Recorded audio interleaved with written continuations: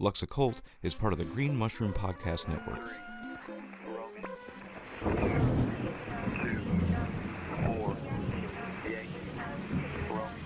You may not believe it, but there are people who go through life with very little friction or distress.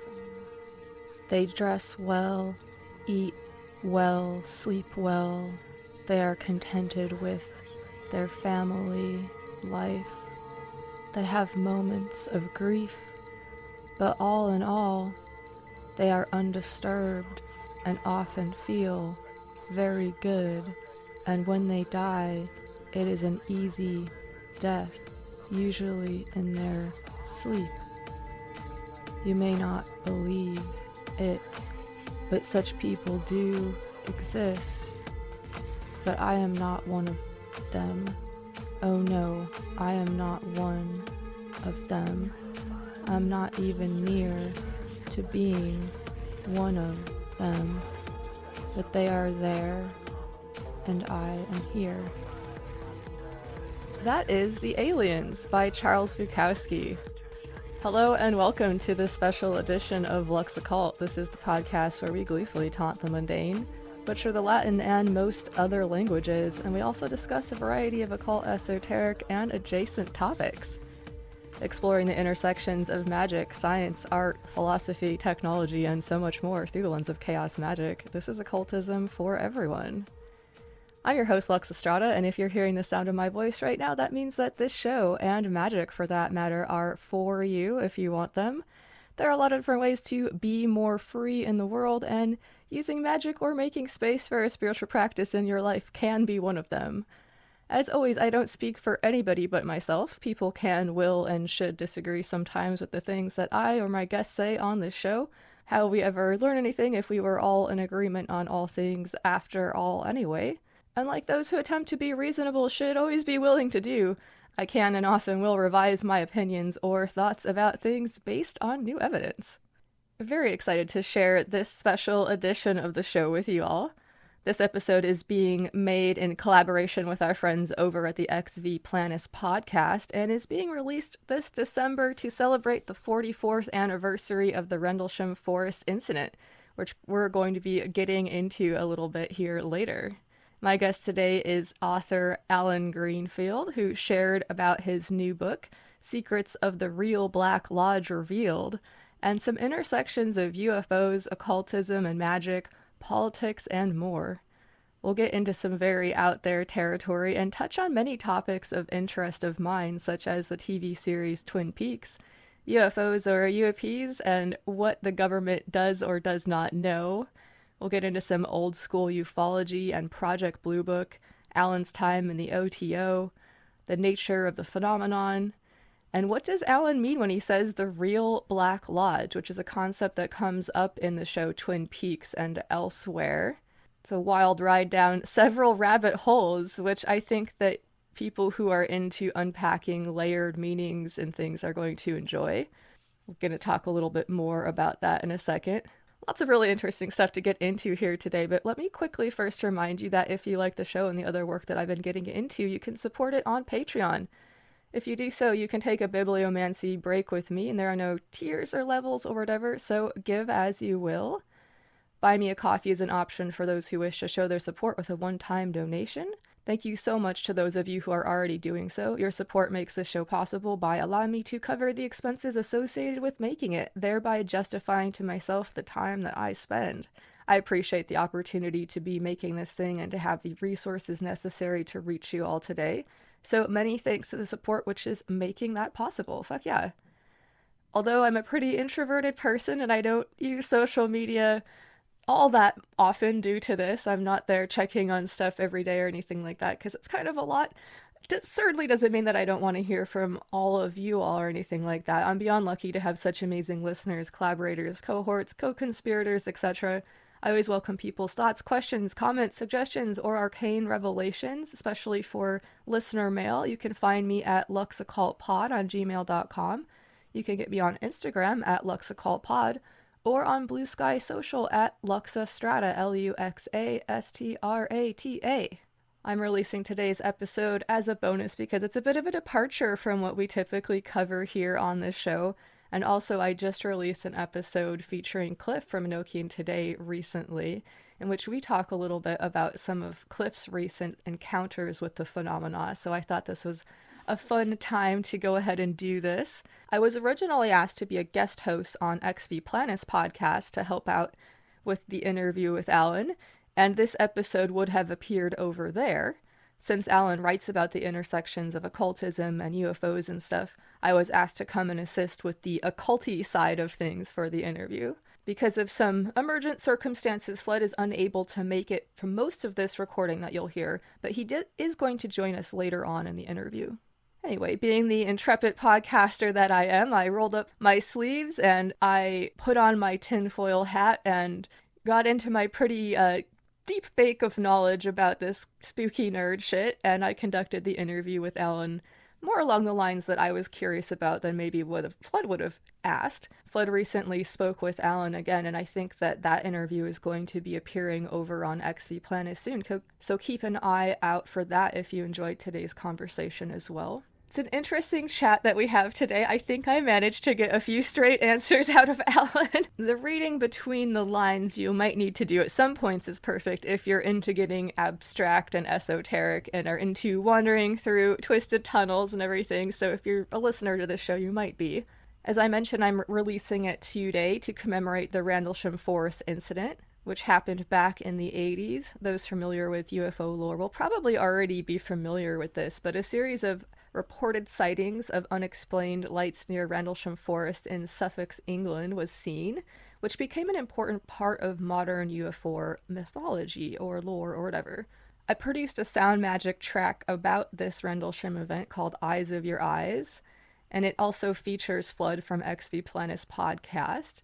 I released it last year during the 43rd anniversary of Rendlesham Forest, and I'm excited to share that with you all today as well, and I'll talk a little bit about some of my rationale in creating the track and everything. All right, let me set the table by properly introducing my guest. I found this very long biography on paperbacks.com, so as you can see, there's all kinds of stuff going on here. Alan Greenfield, born 1946, is also known by his ecclesiastical name, Taoser Hashrim. He's an American occultist, ceremonial magician, ufologist, writer, editor, and Gnostic bishop of Ecclesia Gnostica Universalis, who resides in Atlanta, Georgia.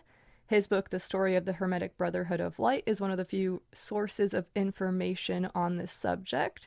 His book, The Complete Rite of Memphis, is a comprehensive history of an Egyptian rite of Freemasonry, and he edited an authorized annotated edition of the work Liber 31 by Charles Stansfield Jones.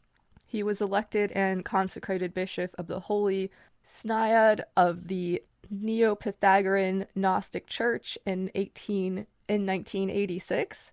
In 1987, he was extended recognition as bishop within the Gnostic Catholic Church, Ordo Templi Orientis, and was consecrated in New York in November in 1988. His episcopal title, Tau, is sometimes abbreviated as T and prefixed to his legal name, so sometimes you'll see it as T. Alan Greenfield. A former editor of the OTL journal Lashtal, Greenfield has more recently become a critic of the order's upper management.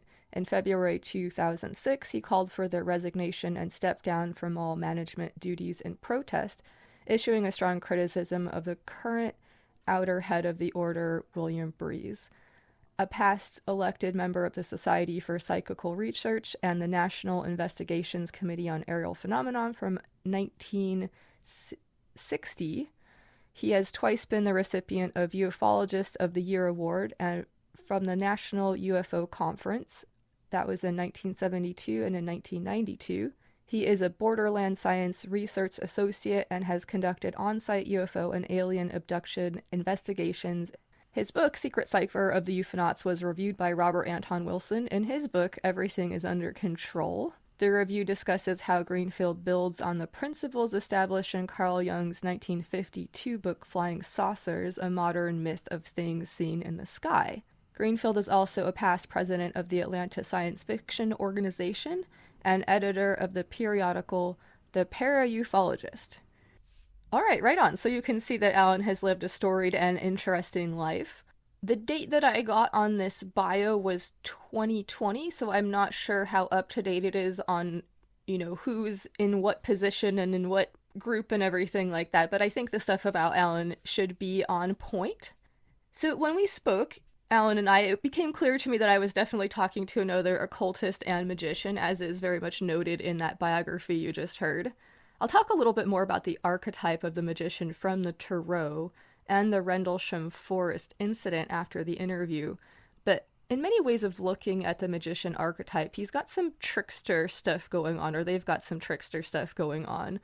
Part of this has to do with how esoteric things can have layers of meaning. The same sentence or the message contained in a story can mean two really different things to different people based on their context for it. This is sometimes referred to as one's level of initiation, maybe in like a fixed system where you're told different things about what stories mean or things like that in different points of your training or your indoctrination or whatever it is. So this is one place that we might get some trickster vibes from magician, this layered meanings thing. And indeed, if you listen closely to today's conversation, you may notice a few places where these things show up, but there's much more going on than that with the archetype. Magician is sometimes seen as the spark of inspiration that seemingly comes from beyond oneself, or the ability to produce wonders seemingly out of thin air. When I spoke with Michael M. Hughes in episode 81, Magic for the Resistance and the History of Tarot, he told me about the concept of the sacred trap, which is another big part of this for me, I think. Operating from the position, as many chaos magicians do, that belief itself is something which has an active, causal, magical power. Something can begin as a trick, like a stage magic trick, if you will, and then through the power of belief begin to manifest in the world. And this, in my view, is a large component in what we see when we look at the complex tapestry that studying the phenomena offers to us. Alan, like many magicians, has some trickster stuff going on for sure, which I think you'll hear him talk about a little bit in our conversation. There was some sticky behind-the-scenes political things having to do with being in small circles and whatnot, which were necessary to navigate, which I hope I did well. I'll be back during a break to talk about the Rendlesham Forest incident and to share about the track Eyes of Your Eyes. I'll also share an update about what we have going on with the Green Mushroom Project, which is a large-scale group working, which you can be a part of, as well as Void House, our newest adventure in creating consent-forward spaces for magical work, both in person and online, providing consent education to the magically inclined, and investigating the magical, healing, and alchemical properties of consent. All right. Well, without further ado, let's get into it. Here's my chat with Alan Greenfield. Let's get weird.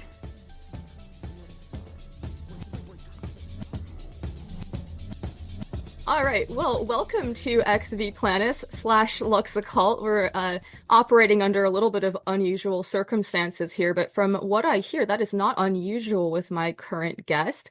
I've got Alan Greenfield here on the line, and we're going to be talking about the intersections of occultism and ufology and the secrets of the Black Lodge, the real Black Lodge revealed or exposed.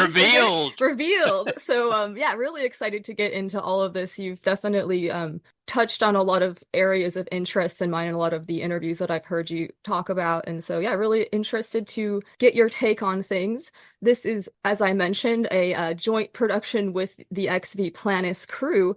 We're expecting Flood to hopefully be able to join us soon. We're operating under a little bit of unusual circumstances, as I mentioned. So we're just going to go ahead and get rolling here. And hopefully Flood John can hop on the line soon. Well, Alan, how are you today? Fine, but this always happens to me. I'm starting to take it personally. Maybe the FCC and the legacy media are conspiring to see to it that I have a really hard time conveying the truth to those out there. Yay, they're out there. Okay, I'll be a good boy. Good boy. Well, I want to point out for those listening on like an audio medium, this Alan is definitely saying this with a big smile and very tongue-in-cheek. I think that there's going to be a lot of humor in tonight's conversation, which I definitely appreciate. So To give you a little bit of context about myself, I'm Lux Occult. I'm a magician. I'm a podcaster. I do a lot of ceremonial magic, but I kind of look at it all through a lens of chaos magic. I like to kind of unpack things from a maybe postmodern perspective. I have a background in science and stuff, so being able to reconcile the woo things with a scientific perspective is something that chaos magic allows me to do, and that's why I find it to be attractive. But definitely familiar with the whole Crowley milieu and all of the rest of it. And so your most recent book, The Black Lodge, I'm hoping we could just kind of start out with like defining some terms for people who haven't heard of the Black Lodge, or maybe they've heard about it in the context of a show like Twin Peaks or something like that. What would your definition of the Black Lodge be as you speak about it? Well, I put the word real in the title, and I don't get much choice what the title of any of my books are. So they have titles. There are copies of some of my books that I've never seen, honest. Back in the day, they used to send you 20 copies in advance. Unless you're with Random House or some other legacy media, you don't get anything like that now. So anyway, I insisted that the word real be in there to distinguish it from Twin Peaks, because I think that David Lynch, he's kind of an initiate in his own way. I mean, he's in TM, and I know any number of people who are, I wouldn't say wasting their money, but yes, I would, but not while we're talking in public. So it is a useful tool, like the OTO was for me for 20 years. But in fact, it's not necessary to have a particular school. The point is that if you understand what is said in the Twin Peaks episodes that refer to the Black Lodge, and I believe there's one or two references to the White Lodge, which is a term that in occultism, as you know, we avoid because it sounds too much like the Klan, you know. It's a little cringy these days. Yeah. Yeah. The Great White Brotherhood, and that was a favorite of Madame Blavatsky, and it's stuck in the theosophical circles, but they're sort of insulated little old ladies. I didn't say that. That was somebody else in the room. Back, people. There's nobody else here. But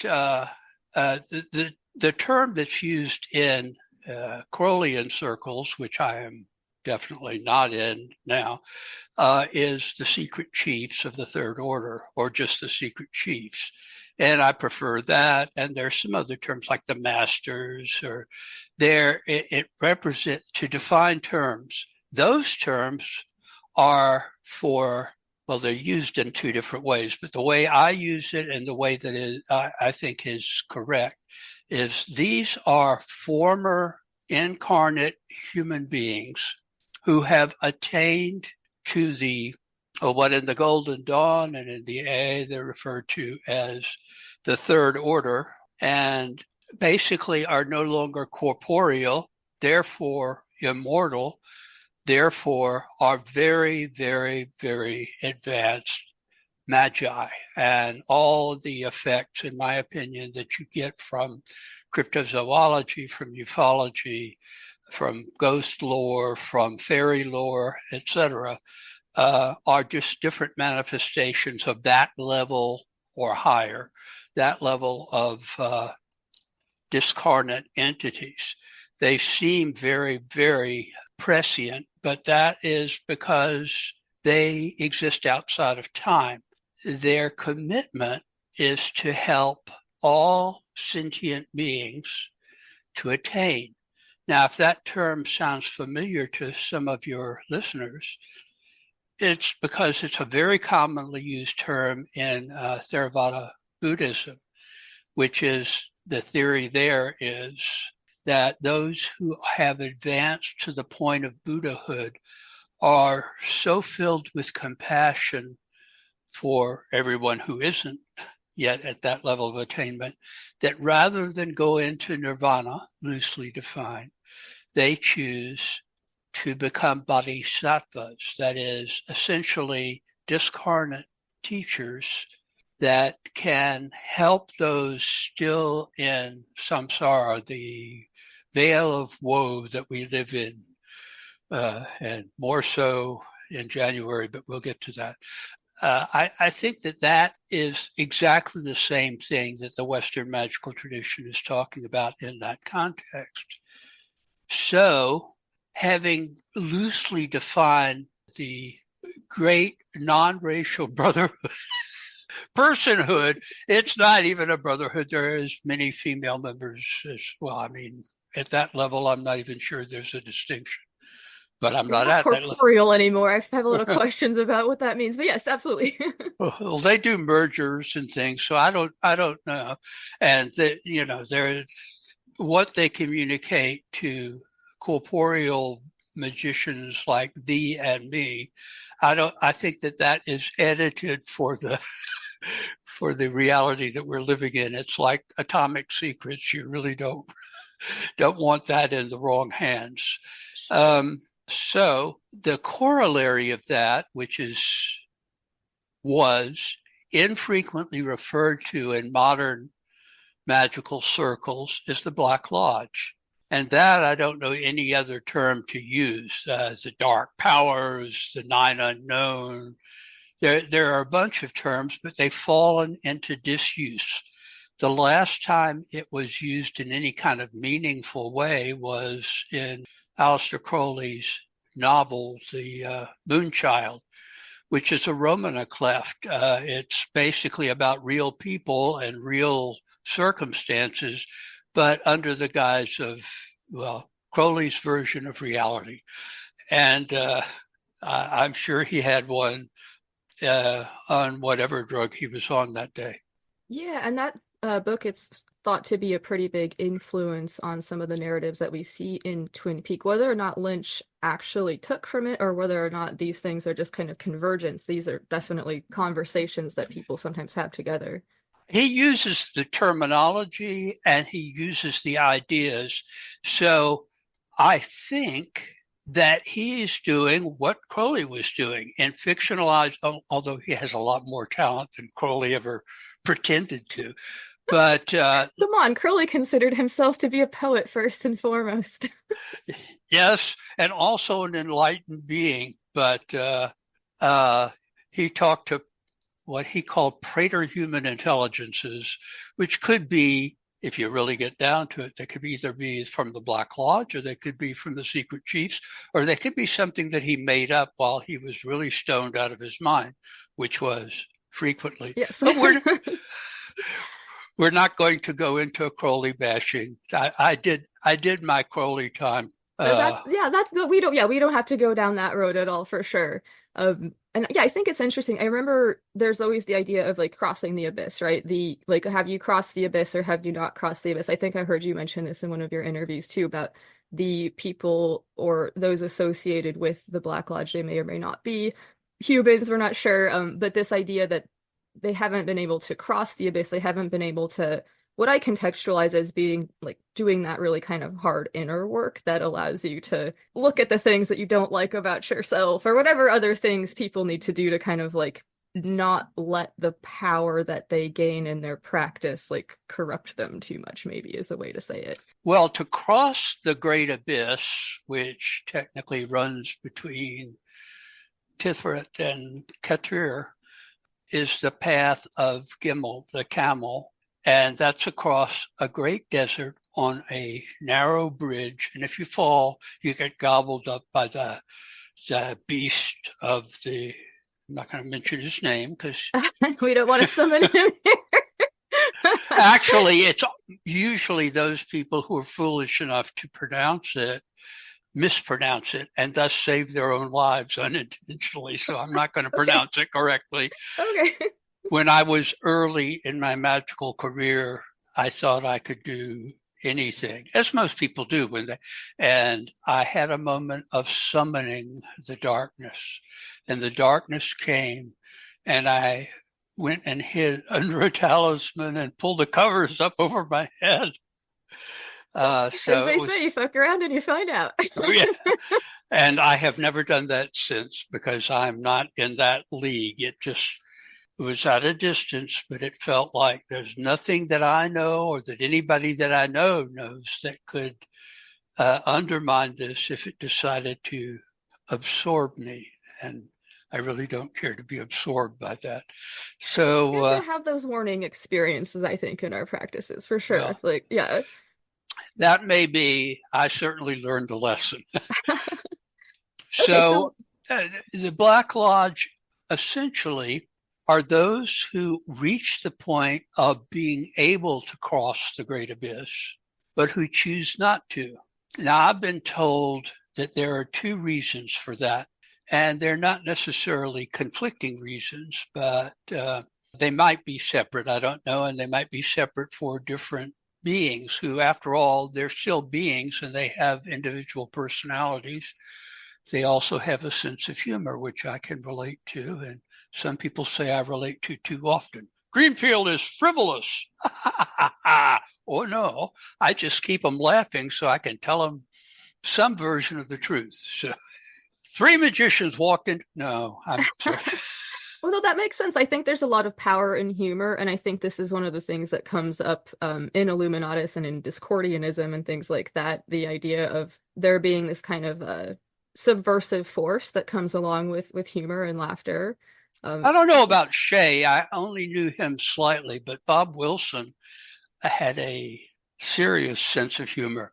He always called me, no matter what the context was, whether it was me at an OTO event doing a Gnostic Mass or me at some conspiracy convention talking about what we're talking about right now, he would always call me the UFO guy.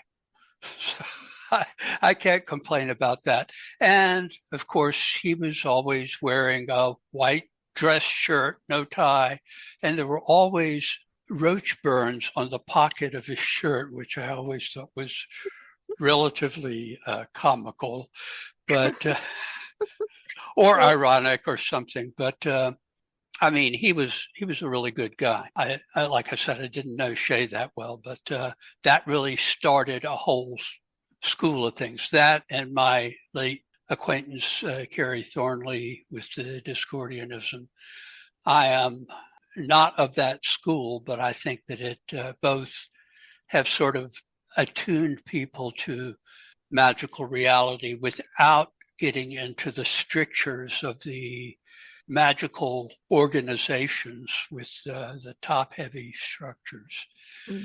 And that is across the board. It just goes with it, except in free illuminism, where nobody's in charge and nobody has to pay anything. And everybody is a master, meaning nobody is.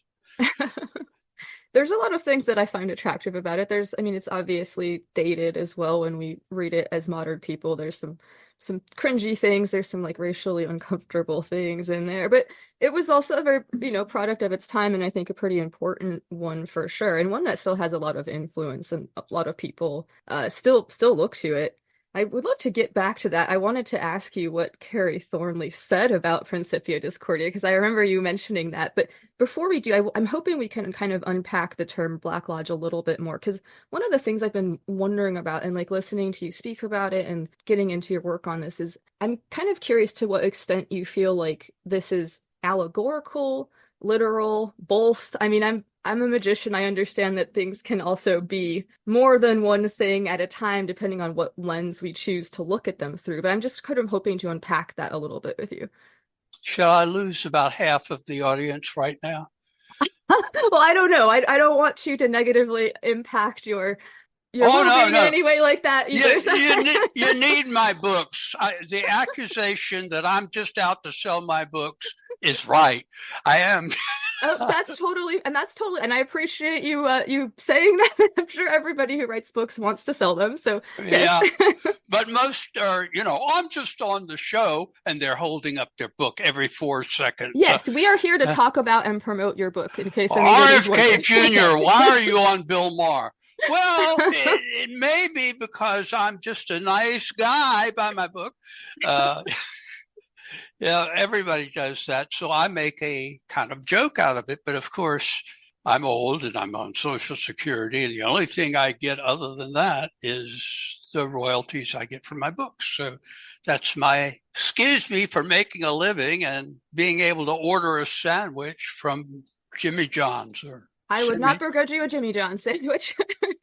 Okay, but that makes sense. And if this is something you'd rather talk about another time, we can skip that. That's totally cool. I don't think that there's a difference between allegory and, quote, physical reality. I think that itself is an illusion that has a lot to do with our relatively limited sensorium. That is, in terms of, and I've said this fairly often, but it bears repetition, I think. In terms of biological times, we just dropped out of the trees about an hour ago. In terms of geological time, we just dropped out of the trees a minute ago. And in terms of cosmological time, I think we're only halfway out of the trees at this very moment. So what kind of senses do you have when you've just stood upright and you see a rhinoceros coming towards you and mistake it for a unicorn, which makes many, many movies now? You don't know what you're looking at. And the fund of knowledge that we have, even if you take some of the prehistoric civilization theories seriously, and I do take one of those fairly seriously, but it's not Atlantis and spaceships or whatever. It's just that I think people have been seafaring and knowledgeable about seafaring a lot longer than is acknowledged by Orthodox history. I'm not sure where I was going with that. Suffice to say, if something happens, I used to use a technique with personal students where I would say, when you have an event in your life, ask yourself, if this were an event in a dream, what would it mean? I don't do that anymore because I realize while that is true, the better thing to say to people, and I say it all the time, is follow the synchronicities. I can't tell you where it will lead, but I can tell you with great confidence, it will lead you to a better understanding of what things are. And I have seen so many people go down, like with UFO stuff, the people that went down the first road, which was, they're interplanetary and they're from Mars. Well, they got disappointed a very long time ago before I was involved in this stuff. So it moved out to nearby star systems, and it has even moved out to other galaxies. And I know a bit about cosmology and astronomy. Other galaxies is contemplating physical realities in the universe that are terrifyingly large. And actually, according to our friends, the Voyagers, is pretty lethal once you get outside the protection of any sun star. So absolutely. Yeah, we live in a perfect little petri dish that once we leave it, it's very difficult for our bodies to survive. So yes. Yeah, I mean, it's even difficult for these mechanical devices that were sent out in the 1970s. Mm-hmm.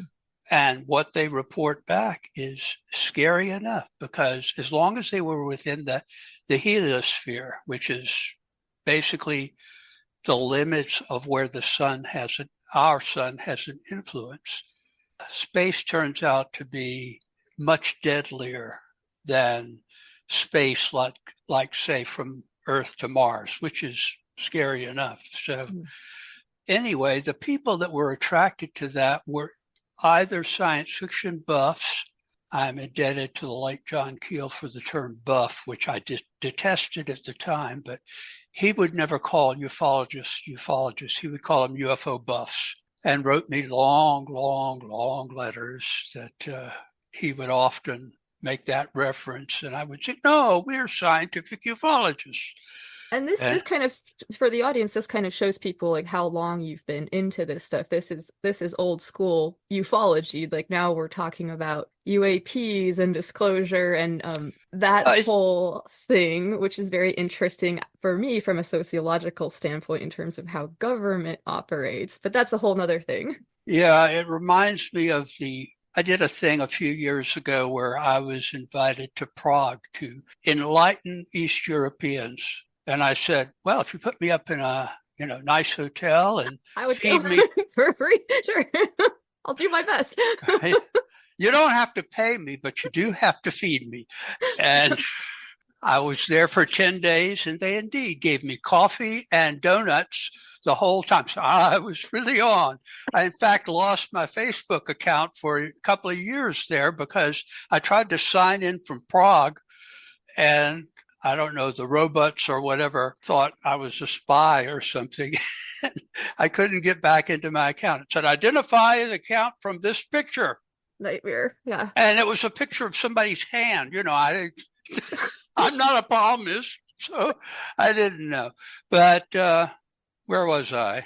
Oh, yeah, I've been in this let's put it this way. The teen ufologists of yore are the senior ufologists of now. And we've seen it all. We've heard it all.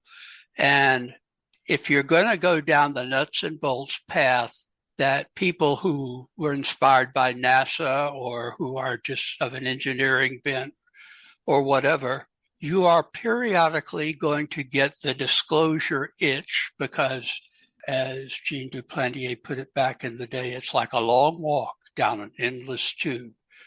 Well, as very early in my career, like 6-7 years into it, I decided you need to look beyond the ETH, the extraterrestrial hypothesis. It's not really a hypothesis. It's really a wishful thinking sort of thing. Where are you? Hypothesis is testable. So, yes. Yeah, it's not testable. And neither is what I advocate for now, but it isn't Jesus is coming back, so to speak. It isn't, the government knows about this stuff and they've got crash saucers and pickled aliens in Area 51, which is actually interference in national security, which leave them alone, everyone. Leave the military folks alone. Well, there was going to be that march on Area 51 a few years ago. Terrible idea.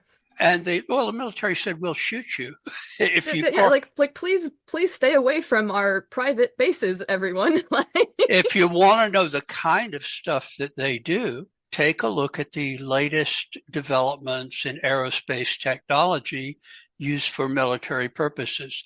And I may not be, in tune with pacifists, but I think that has kept us from being in a nuclear war since 1945, August 9th, 1945. That was Nagasaki. So we must be doing something right. And one of the problems back then was the Manhattan Project. By the way, I had an uncle who was on the Manhattan Project. Oh, interesting.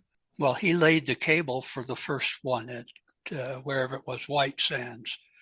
Also an area where there are a lot of UFO and weird phenomena, strange Another reality. thing that comes up in Lynch's work as well, for sure. Lynch has that straight, that third season that I don't know if anybody watched it other than Dee and me. I loved it. I thought that was the best. And the episode that is on the Trinity test, I thought, he knows. Classic Lynch too. I'm like, oh wow, this scene is going to go on for 20 minutes. Okay, right on. It was 20 minutes, and that's so that we could all record it and watch it over and over, like Hellier, So yeah, really cool. I think we should probably divest ourselves of thinking that the secrecy that is involved in DARPA and the Air Force and the Army, et cetera, is military secrecy. And that's what is supposed to be keeping us safe. Doesn't mean that they always get things right and that they don't spend too much money, et cetera, et cetera, et cetera.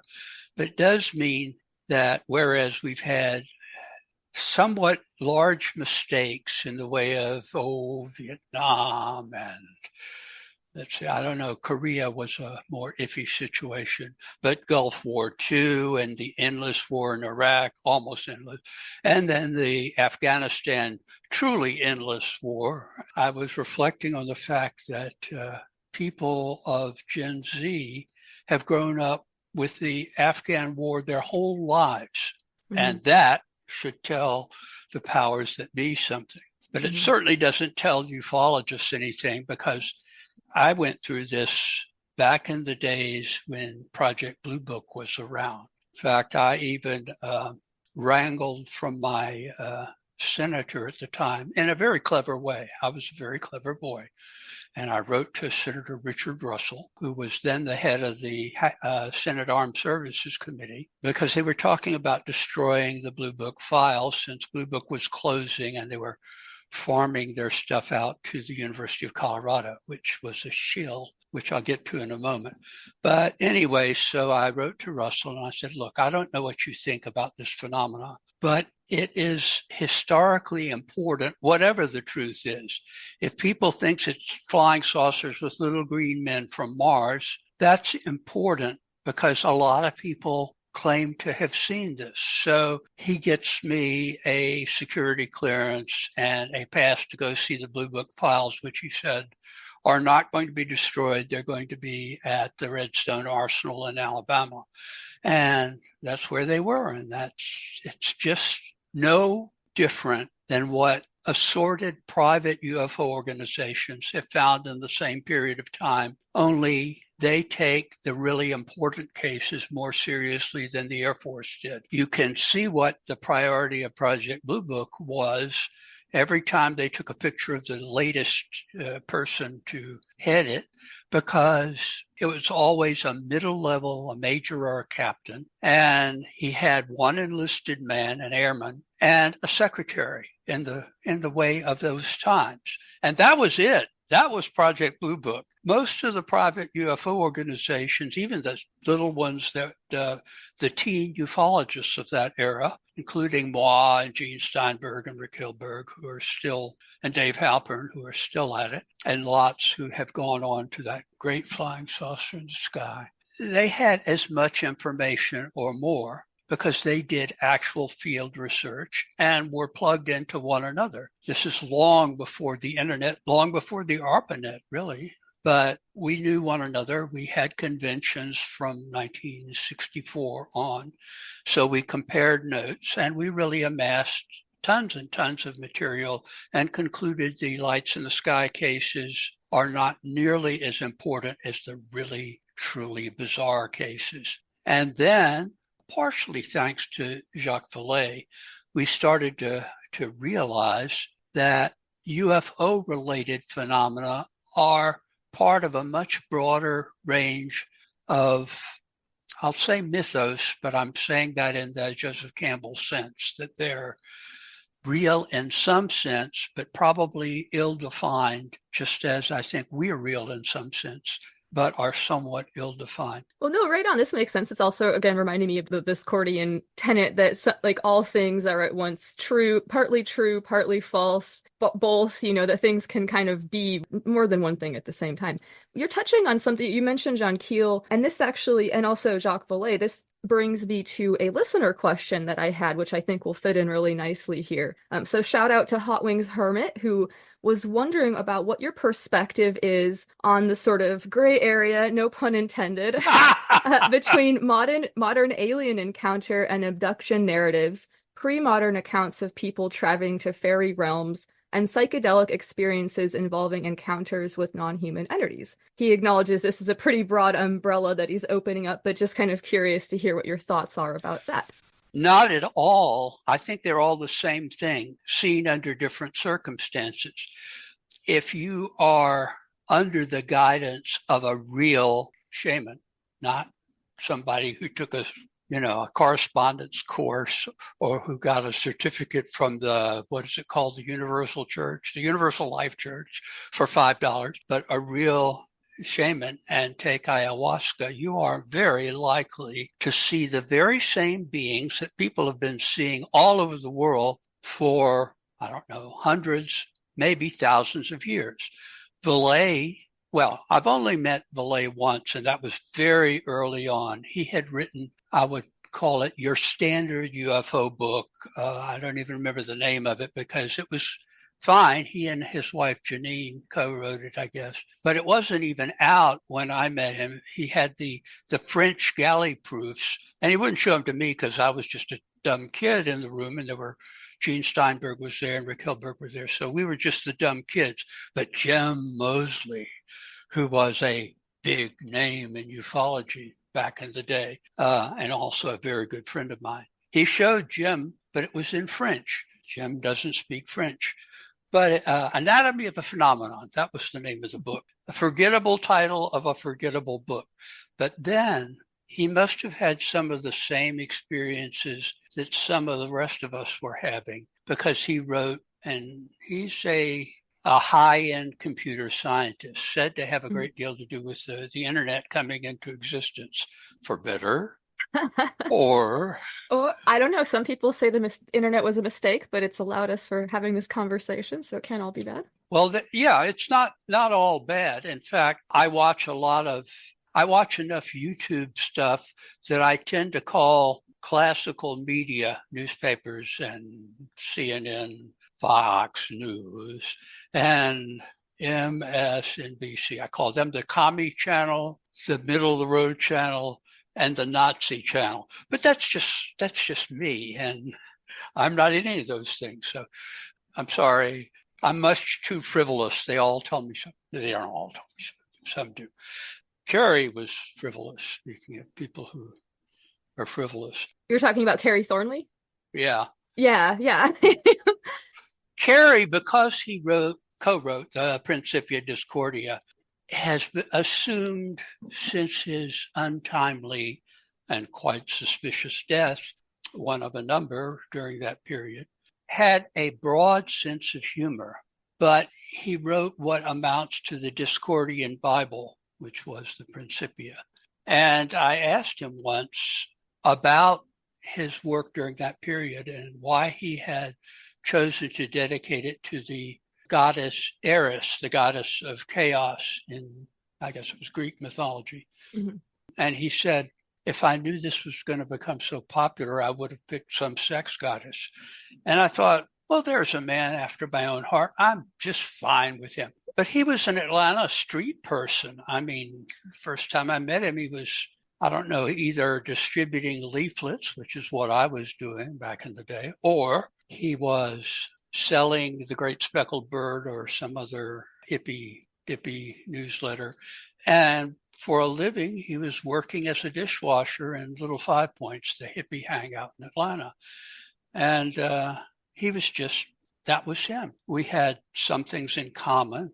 I talked him into doing a long interview, and I didn't really think about it, but I scheduled the interview at the OTO Lodge House because that was during, I've often said I spent 10 years getting in the OTO and 10 years getting out. So it was somewhere on the cusp there. And I forgot his general take on these things, which is not too far from mine now, but he was very leery.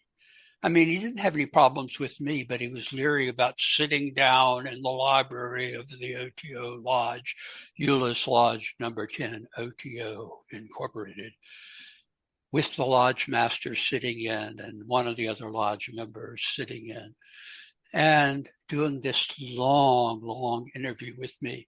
That was the best Jim to come out of the interview. So you have, however, I recorded the entire thing. And I can't even remember who, but some person asked me to borrow the tapes, the cassette tapes, which is what it was on, back when cassettes existed. Well, I guess cassettes exist. You just don't have anything you can play them on. You know, it's like 8-track record recordings. But anyway, he turned it into a book. And I don't know the name of it because I ran across it online. I didn't get any credit, I don't think. He may have said, this was recorded by Alan Greenfield. But that still kind of sucks to take a recording, an interview that you made. And yeah, that's I would be a little bit upset about that for sure. Well, I guess I describe myself sometimes as a media whore, which is to say, if somebody steals one of my books, I'm probably not going to sue them. A, I don't have any money, and B, they're probably in some other state, so that makes it even more expensive. And C, I'm flattered. I went through a brief period where I thought I could do paintings, and I had one that was just barely good enough to put up on my wall. And then one day it was gone. And I thought, well, there are a lot of people that pass through here. Somebody stole my painting. And then I went, fuck, that's really nice. They thought it was good enough to steal it right off of my living room wall. I love that attitude, right? We can take what we choose from these experiences. Hell yeah. There is a book, it's actually been cloned, that is accredited to me that I didn't write. It's a book on Wicca, and I guess I've never seen it, but it is out there in 2 different editions. First, I heard about it from somebody in Canada who said, did you authorize this book? And I said, what book? And they said, the book on witchcraft. I said, I didn't write a book on witchcraft, but I had written a lengthy essay on my then, everybody had a Facebook page or something, and I had something with lots of bells and whistles. And apparently they'd taken that and put a title on it and added some material to it. Well, I didn't get any negative feedback, which I expected from the Wiccan community. So I thought, well, this is fine. Then another edition came out with a different name, and I've never seen either one, But the fact is that I didn't write it. That's good. That's wild. But I mean, yeah, I guess it's nice that they put your name on it if they took your work and everything. Getting back to Kerry Thornley, what was his thoughts on Principia Discordia? Yeah, I'm kind of curious to hear a little bit more background there if you have any more. I have the impression that he considers it to be the truth in the form of a Lenny Bruce comedy routine. And I would heartily agree with that. Don't take it too seriously, but don't be dismissive of it either. So, right on. He, in that interview, as I recall it, since I no longer have access to it, he really went off into one of his paranoid side trips. And I and the other people who were there kept trying to steer him back onto what we were asking questions about, which would probably be the same set of questions that you would have. And he would keep going back to how his mother had been inseminated by Adolf Hitler, and he was Hitler's illegitimate son, and the Switzers, as he put it, were protecting him. Well, I guess the Switzers probably didn't protect him quite as well as the Pope, because, like I said, he died under, I think he was in his 40s, and so was Jim Keith, so was Ron Bonds. These were all people that I knew, and all people who were young-ish, 30s or 40s, and who died under various, very strange circumstances. So I assume, since they all wrote for Illuminate Press, so Kerry was hard to keep on topic. On the other hand, I judged him by who he was. And he was just an unconventional street guy who had lots and lots of smarts. He was way below his station in life. I mean, he should have been a computer person or this is back in the day when that sort of meant something. He didn't have a 1-month course from the DeVry Institute of Higher Learning. So I imagine he was high IQ, but he was also high empathy Q, the thing that should be measured more but is not. And I don't know, he was a good guy and a very interesting person, but I think people often take his humor seriously and don't take what he was serious about as he intended it to be. He got out newsletters for many years, and they were from something called, I think it was the Yellow Turban Society. I know, I was on the mailing list. And it was hilarious, but it was also very insightful. And I don't know that I got my style of approach to these things from him. I mean, Jim Moseley was my big influence on that, but tongue in cheek, but brain active. And he and Gray Barker paid a credibility price for that. I don't think I have, but I started doing this stuff later than them. I mean, they were first gen ufologists. I'm one of the surviving second gen. And all the fourth gen people are trying to interview me before, I meet my maker. 3, Romeo, 2, 4, Yankee, Romeo, 7, Bravo, Delta, Quebec. Greetings, it is I, Luxa from the future. Thanks so much for listening. I hope you're enjoying the episode so far. We'll be getting back to the rest of my chat with Alan Greenfield in a few minutes here. After the break, we'll get into more intersections of occultism, ufology, and politics, as well when we take a look at the early history of making contact with what we were then calling extraterrestrials for spiritual reasons. We'll also talk more about the TV series Hellier. Shout out to Lonnie Scott, who was also on the TV show Hellier. We're going to talk about the hypnosis experiment that he conducted as part of that, which was intended to demonstrate that hypnosis can easily be used to create inaccurate memories, as happened often during the satanic panic of the 1980s. After the interview, I'll share some thoughts about my own position regarding the phenomenon, or the plural phenomena perhaps might be more accurate. But now I'd like to do a quick tribute to Rendlesham and share a little bit about the Rendlesham Forest incident as we celebrate its 44th anniversary. I will read to you from the Wikipedia entry about it. The Rendlesham Forest incident was a series of reported sightings of unexplained lights near Rendlesham Forest in Suffolk, England in December 1980, which became linked with UFO landings. The events occurred just outside of RAF Woodbridge, which was used at the time by the U.S. Air Force. USAF personnel, including Deputy Base Commander Lieutenant Colonel Charles Halt, claimed to see things that they described as a UFO. The occurrence is the most famous of alleged UFO events to have happened in the United Kingdom and is among the best-known reported UFO events worldwide. It has been compared to the Roswell UFO incident in the United States and sometimes called Britain's Roswell.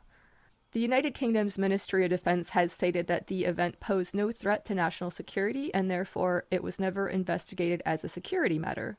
Skeptics have explained the sightings as a misinterpretation of a series of nocturnal lights, a fireball, the Orford Ness Lighthouse, and bright stars. This is Luxa. Some people also claim that this was part of a prank that the British soldiers were playing on the Americans. Getting back to Wikipedia here, the timeline, around 3 a.m. on the 26th of December 1980, which was reported mistakenly as the 27th by Halt in his memo, a security patrol near the east gate of RAF Woodbridge saw lights apparently descending into nearby Rendlesham Forest. These lights have been attributed by astronomers to a piece of natural debris seen burning up as a fireball or meteor over southern England at the time. Servicemen initially thought it was a downed aircraft. According to Halt's memo, upon entering the forest to investigate, they witnessed a glowing object that was metallic in appearance with colored lights. As they attempted to approach the object, it appeared to move through the trees, and the animals on a nearby farm went into a frenzy. One of the servicemen, Sergeant Jim Peniston, later claimed to have encountered a craft of unknown origin while in the forest, although there was no published mention of this at the time, and there was no contribution from other witnesses. Shortly after 4 a.m., local police were called to the scene but reported that the only lights they could see were those of the Orford Ness Lighthouse, some miles away on the coast. After daybreak on the morning of the 26th of December, servicemen returned to a small clearing near the eastern edge of the forest and found 3 impressions on the ground in a triangular pattern, as well as burn marks and broken branches on nearby trees. At 10:30 a.m., the local police were called out again, this time to see the impressions, which they thought could have been made by an animal. Lieutenant Colonel Halt was also the deputy base commander, visited the site with several servicemen in the early hours of the 28th of December.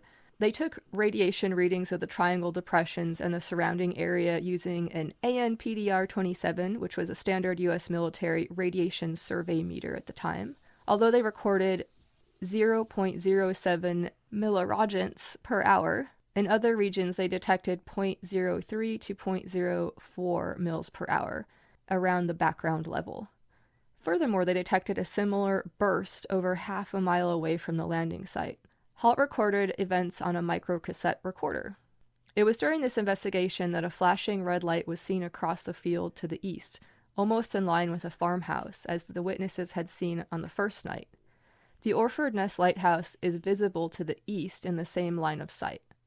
Later, according to HALT's memo, 3 star-like lights were seen in the sky, 2 from the north and 1 from the south, about 10 degrees above the horizon. HALT said that the brightest of these hovered for 2 or 3 hours and seemed to beam down a stream of light from time to time. Astronomers have explained these star-like objects as bright stars. All right, thank you, Wikipedia.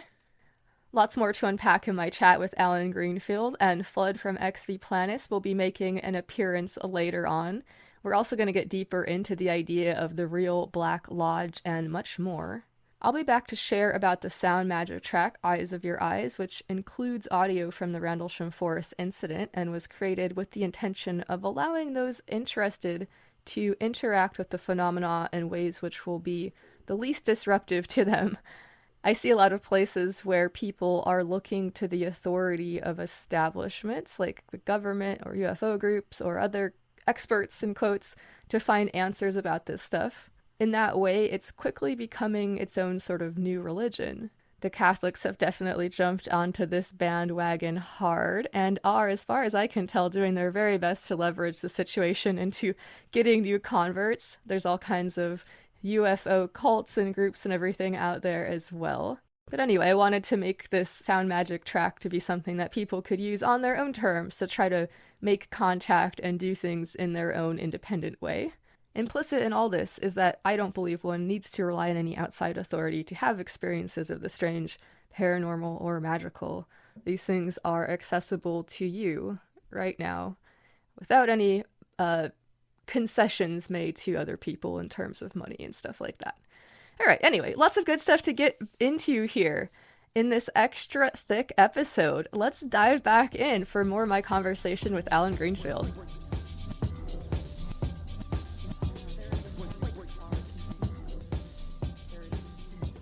So I'm hoping we can unpack a little bit of the idea that it's difficult to get into the early annals of the intersections between occultism and ufology without taking a little visit to the far right and the goose stepping that goes on over there. Oh, that's true. And that is, I try not to overplug, but that is one of the major sections that I wrote in the Black Lodge book, which is available from Amazon, Barnes & Noble, or wherever fine books are sold. Yes, and there will be a link to that in the show description notes. There will be a link right down there. There will be a link in the link place. The first edition is still available. It has, as you might expect, just as I have all of these weird problems that show up, like the host being abducted right before the program. Yes, Flood, I hope you're okay. We're not sure what's up, but we're hoping that Flood is doing okay. Please call in and say that you're all right. Otherwise, you'll be writing a book, My Trip to the Moon, Mars, Venus, and Piwam, which is... Well, Flood is a pretty seasoned paranormal investigator that's gone on a lot of different investigations. So he knows what he's about and everything. So hopefully everything's okay on the home front and everything. As I told Greg Newkirk once, you mean you go investigate these things in the field and you go unarmed? What's wrong with you? You're going to wind up, but... Yeah, I would be much more afraid of the humans that I meet in some of the places they investigate than the goblins or whatever that they're looking for, Well, you don't know what you'll meet. That's the point, especially if you follow the current advice, which is follow the synchronicities, because they don't go in one direction. You think you're chasing goblins, and this is very well brought out in Hellier. You think you're chasing goblins, but if you get to the location, you find you're chasing the guy who said there was goblins. You're looking for his house. You're looking for the mine shaft that they say the goblin. Well, you have to adapt and just think you're being guided, and you are, because Yeah. by definition, the synchronicities guide you to a higher level of approximation to truth. Yeah, totally. Yeah, that makes a lot of sense. I think, and along these types of lines of investigations, we might not learn the, truth about the goblins or the Sasquatch or whatever it is that we're, looking into, but along this, line of investigation, we might learn something really interesting about ourselves or about the world or something else that we weren't expecting to learn that can be really important. So, yeah. That's part of the deal, a big part of the deal in magical initiation, which is the essence of it in any organization or context is inducing crisis and then resolution. And what happens to you on reflection about that whole process, that is personal, spiritual, intellectual, and even physical growth. And that's the way it's supposed to work. A lot of people report that watching Hellier is that kind of experience, and I can agree with that. It really does seem to be that way. I'm not sure that it was designed to be that way, but they followed the synchronicities. So if you haven't seen it, folks. Oh yeah, it's a really interesting show. Actually, a good friend of mine, Lonnie Scott, was on the show and did the demonstration with hypnosis about which I think the point was to kind of like unpack some of what we saw in the 1980s satanic panic with all of the hypnosis and recovered memories that people were having. So yeah, I thought that whole show was really, really interesting. And I think it really does a good job of demonstrating what it's like to go down these lines of investigation and really kind of leaning into, and yes, the synchronicities that you find and really embracing that strangeness and all of the generativeness that can come out of it. Like, meeting new friends, connecting with new people, like having conversation. I don't think that you and I would be having the conversation that we're having now had I not seen Hellier. So yeah, very cool. And that's true of a lot of people. And I mean, how shall I put this? Younger people that are interested in this stuff often say, I got interested because of Hellier. And that's magic. Mm-hmm. Because the old line people, well, we're all mortal, I think. So we're not, the first gen ufologists are all gone now. These are mostly people that I knew personally and that were my mentors. But they've all passed along. Most of them, lived long lives and had a high impact on me. Greg Barker and Jim Mosley more than anyone else. And a goodly number of the second gen ufologists, the teen ufologists of the early movement, have gone on. But we'll be back. By the way, there is a point to be made there about hypnosis. I'm a big proponent of scientific research into reincarnation, but I'm totally dismissive of the hypnosis-based cases. Basically, a person under hypnosis wants to please the hypnotist. It's built into it. You can't say, ignore what I want, tell me what you want. And what I go by are the cases mostly investigated by the lady Ian Stevenson and currently by Jim Tucker at the University of Virginia. And they go with childhood recall cases, which is, they're in the thousands now that they've cataloged, that they've done personal interviews with, and they are very convincing. I couldn't call them proof, but they're extremely, in the classical term from psychical research, evidential. So yeah, absolutely. And I think I share your view on hypnosis there. And I think that the experiment that Lonnie did in Hellier actually kind of demonstrated this really well. Like taking somebody who's a skeptic to say, I don't believe in UFOs, I don't believe in aliens. And, a skilled hypnotist can put you under and suggest things, and then you remember them like they happened all of a sudden. And if that's used irresponsibly, as I think it often was in the case of the 1980s Satanic Panic, not only are you creating these false narratives and creating all this like, fear and panic, but you're also damaging these patients who you're giving them this trauma that never actually like occurred. So there's a lot of things about it that hypnosis is like a very powerful tool that if it's not used properly, it can be very like bad. And so, yes, I share your view there for sure. Okay.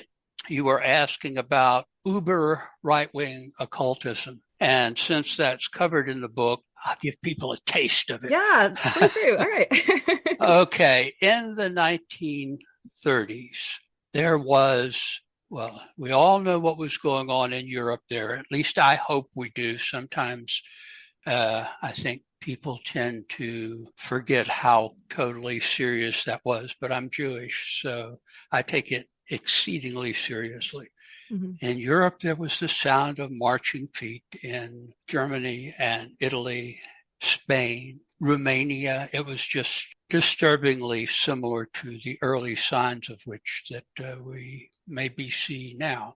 And also in Germany, they didn't go after the Jews first. They went after, gay people and trans people and disabled people first. Yeah, well, they went after political opponents first. Oh, sure. And them, absolutely.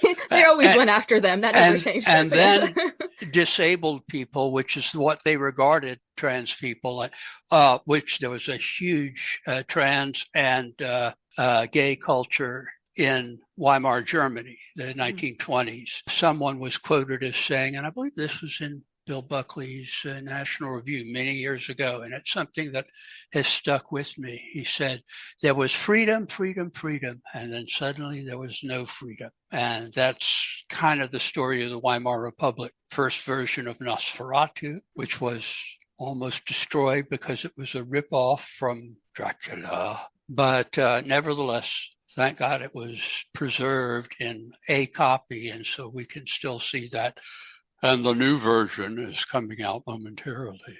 So, and a lot of others, the Golem, and my favorite, I guess, is the Cabinet of Dr. Caligari, which really shows how something that is seen to be real in the conventional sense turns out to be basically a hypnotic illusion, or at least you're led to believe that it's an illusion. Anyway, all of that went out in 1933 quickly and decisively. And it wasn't too long before they got around to the Jews and the Gypsies. And that's why there are so few Jews in the world to this day.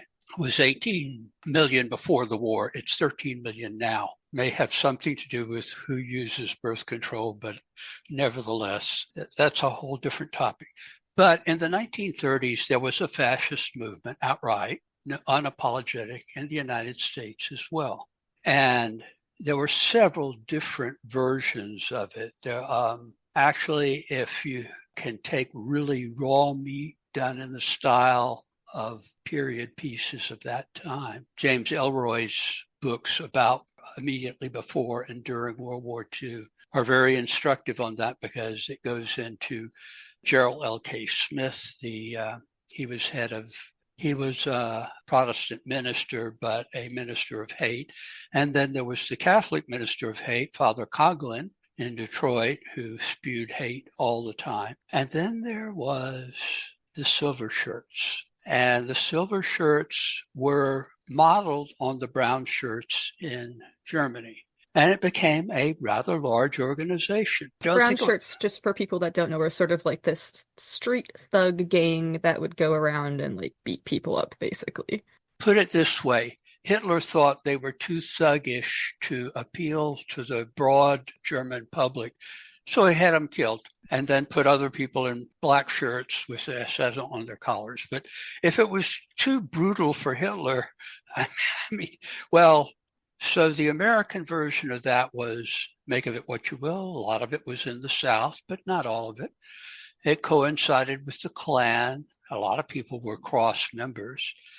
And William Dudley Pelley, who was, I believe, in Memphis at the time, had his headquarters there, and he was the head of the organization. And because of First Amendment to the Constitution, he was allowed to, have his guys march around. There was the German-American Bund too, but that was different. It was made up primarily of people, American citizens who were born in Germany or American citizens who were identified as of German ancestry. And that was left alone pretty much until December 7th, 1941, a day that will live in infamy, because Germany declared war on the United States a few days later. And then the period of tolerance was at an end.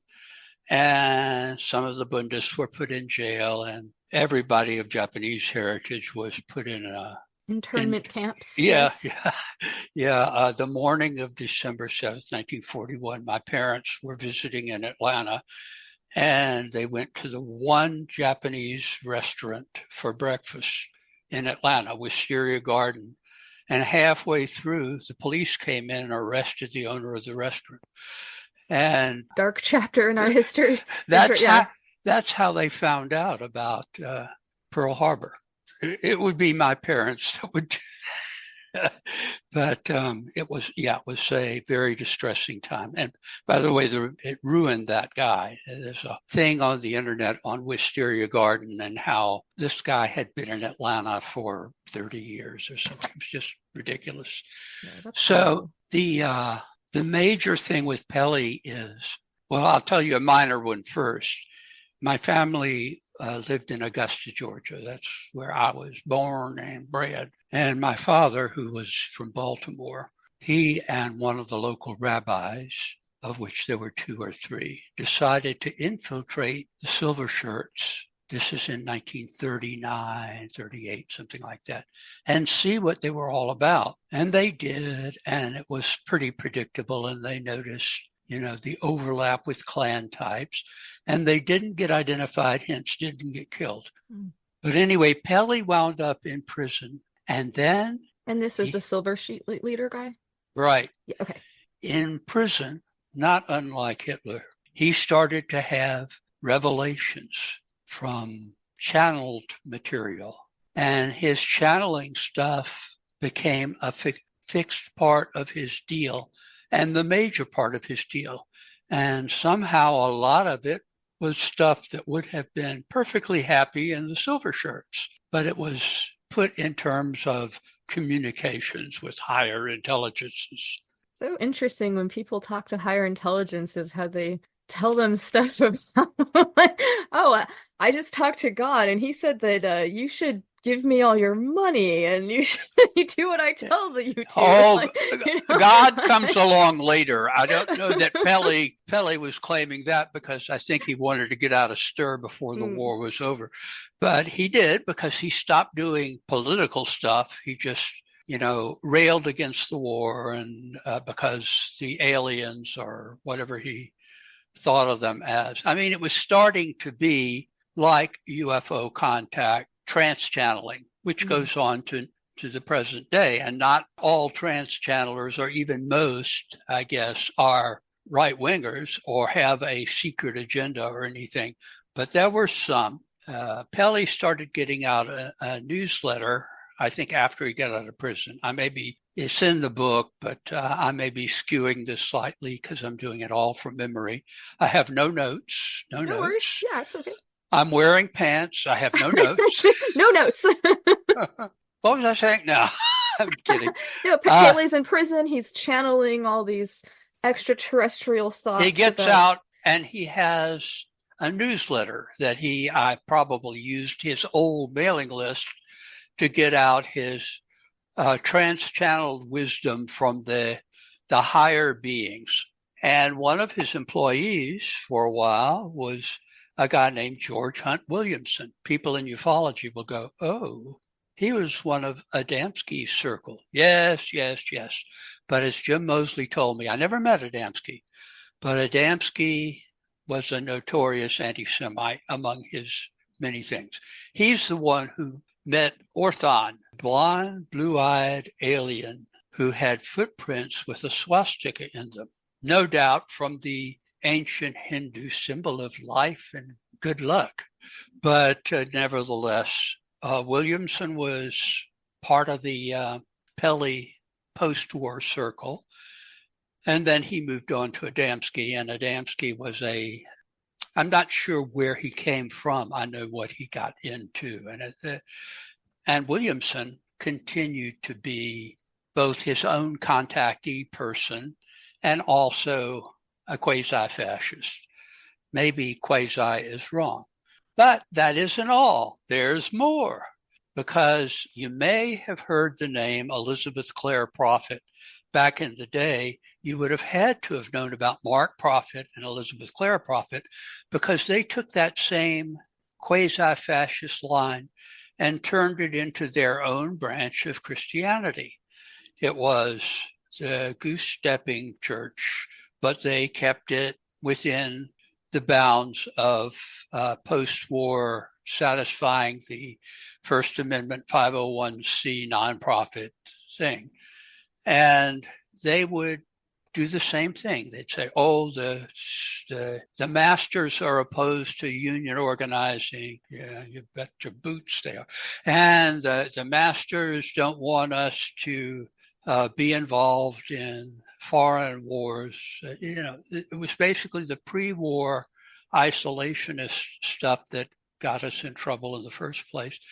And as far as I know, they're still around. I mean, Mark Prophet died in the 1930s, and Elizabeth Clare Prophet, who was a well-known evangelist, that's in quotes for you radio people, evangelist, and was preaching the Mount Shasta gospel of the right all the way up until her death, and then it has sort of branched out. You've got channeling going on now that is channeling this being called Ashtar. Now, Ashtar is a derivation of a demon of medieval origin that in turn, from medieval demonology, and in turn is an offspring of Ashtaroth, one of the gods of the ancient Babylonians, and probably before them of the Sumerians.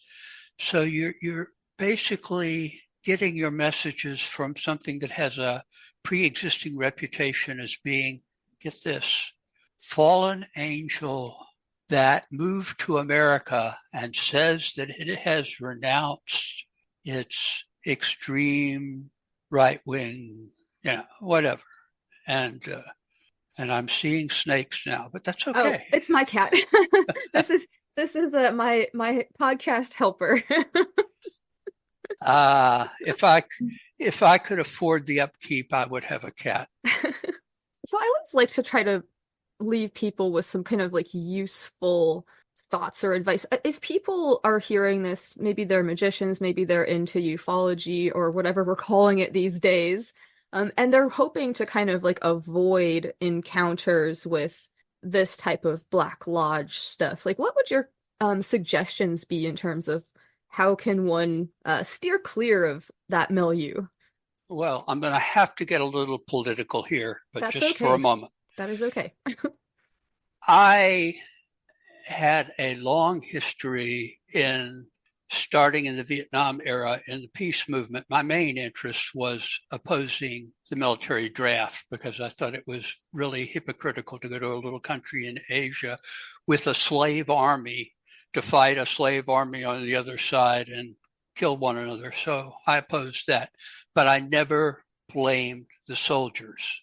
But there were those people who did because they were affiliated with there are many tiny left-wing, uber left-wing political parties in the United States then and now, and they latch on to anything. At a later time, I was opposed to nuclear power plants, still am, by the way, because Fukushima type or Chernobyl type things happen infrequently. When they do, the place is uninhabitable. There are mutant dogs running around Chernobyl right now as we speak. So, but it's a little debatable. We can get on the Chernobyl thing. I have thoughts about this, but you're right. There's huge risks with nuclear power. Yeah, you don't want to live next to the Hershey factory in 3 Mile Island. You just don't.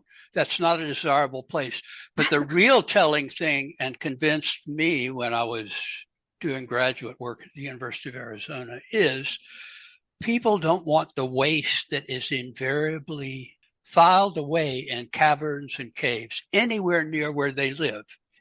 People who are pro-nuclear power plants don't want it in their backyard. Well, it's going to be in somebody's backyard, and ultimately, if they move it, yeah.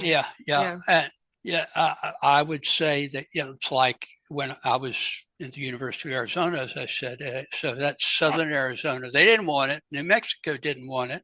Sooner or later, if we had a proliferation of nuclear power plants, they'd be shipping it to Costa Rica or some third world shithole, as Trump puts it. I mean, that's just almost inevitable. So anyway, I'm not going to... never considered that. I think you're right, though. I think you're right. I think we would export all of that nonsense. Or worse, dump it in the ocean, like in Japan after Fukushima. They dumped their nuclear waste in the ocean. That's the Pacific Ocean, where actually on the other side of it, as we found out in World War II, there's a connection. The fish that you fish in the Pacific are from the same ocean. It's a vast ocean, but nuclear waste is a minimum of 800 years that its half-life with lethal radiation. And I'm not worried about Godzilla rising up, but I am worried about the health consequences of nuclear waste. It's not a central issue with me now or with anyone else, which is why I think they'll sneak it back in. I was very involved in that, and I got more selective. It's like, I think World War II was a just war.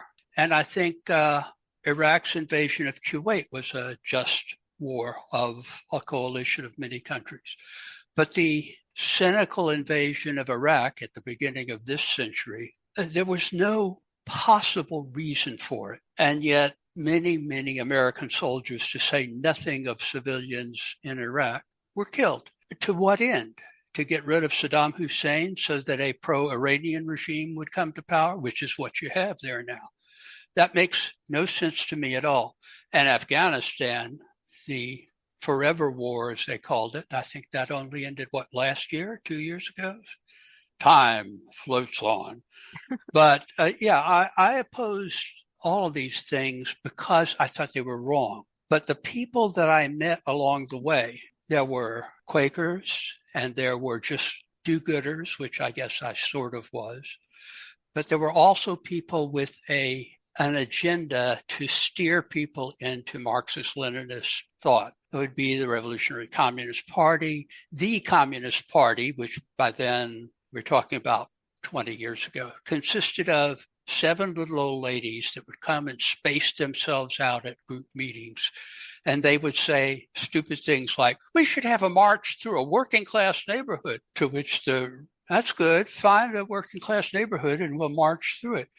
And the Socialist Workers' Party and their youth division, the Young Socialist Alliance, and other groups that have gone out of existence altogether. The point is, there are people who will exploit any cause, and that isn't confined to political stuff. Go back to the right-wing groups that from Pele on, and before Pele as well, it's just an inconvenient starting point, that have a hard left agenda. Very hard left. And they don't put their agenda on the table ever, but they show up in all sorts of things, including we had a Free Illuminist Lodge that was presided over by, and I chartered them, so, guilty. But when I met him, I don't know, I had developed a good radar for these things. So I thought I would ask him something disarming, because he had come down to receive some empowerments and do some empowerments. That's what we did for 20 years there.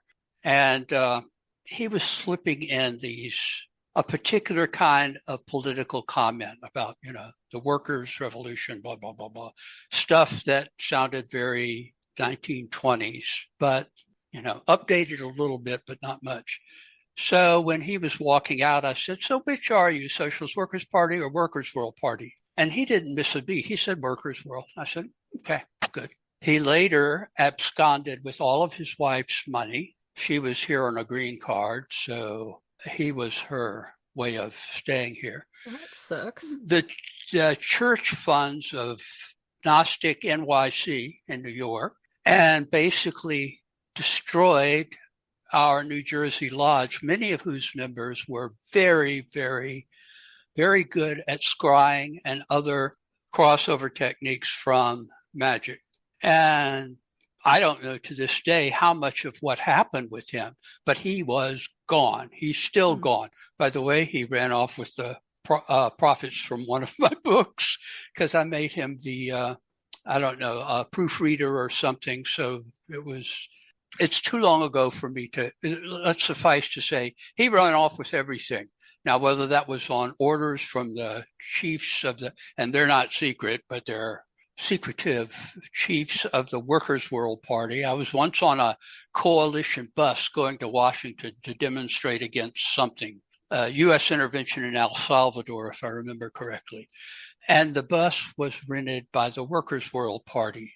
And they started to got one of their members in the front of the bus. And you had people, it was a broad coalition. You had Christian activists and you had me and you had some anarchists and people from other, groups and no group at all. And they were starting to preach their gospel. I said, this is a coalition, as I often did, not endearing me to those people. So this is my way of saying, if you get into a magical group and it starts to preach, you have to be a libertarian in order to advance in the OTO. That's a quote from my days as a sovereign grand inspector general, which I found out wasn't really sovereign if I crossed over the lines. That was something that two very high initiates, when an OTO branch, I think in Boston, was getting organized, the two luminaries from New York went to Boston, and they said you had to be a libertarian to be a Thelemite, which in a way may be true. I often say what Thelema, their religion, is about is Ayn Rand's philosophy with some magical razzle-dazzle thrown in. And that's unfortunate. But if you see that, get away from it. If it has a hierarchy that is ad vitam for life, get away from it. Even if it starts out right, it will eventually become wrong because the people who are in charge stay in charge for the rest of their lives. I don't even think people should be allowed to run for president over the age of 70, maybe 65. I'm over that.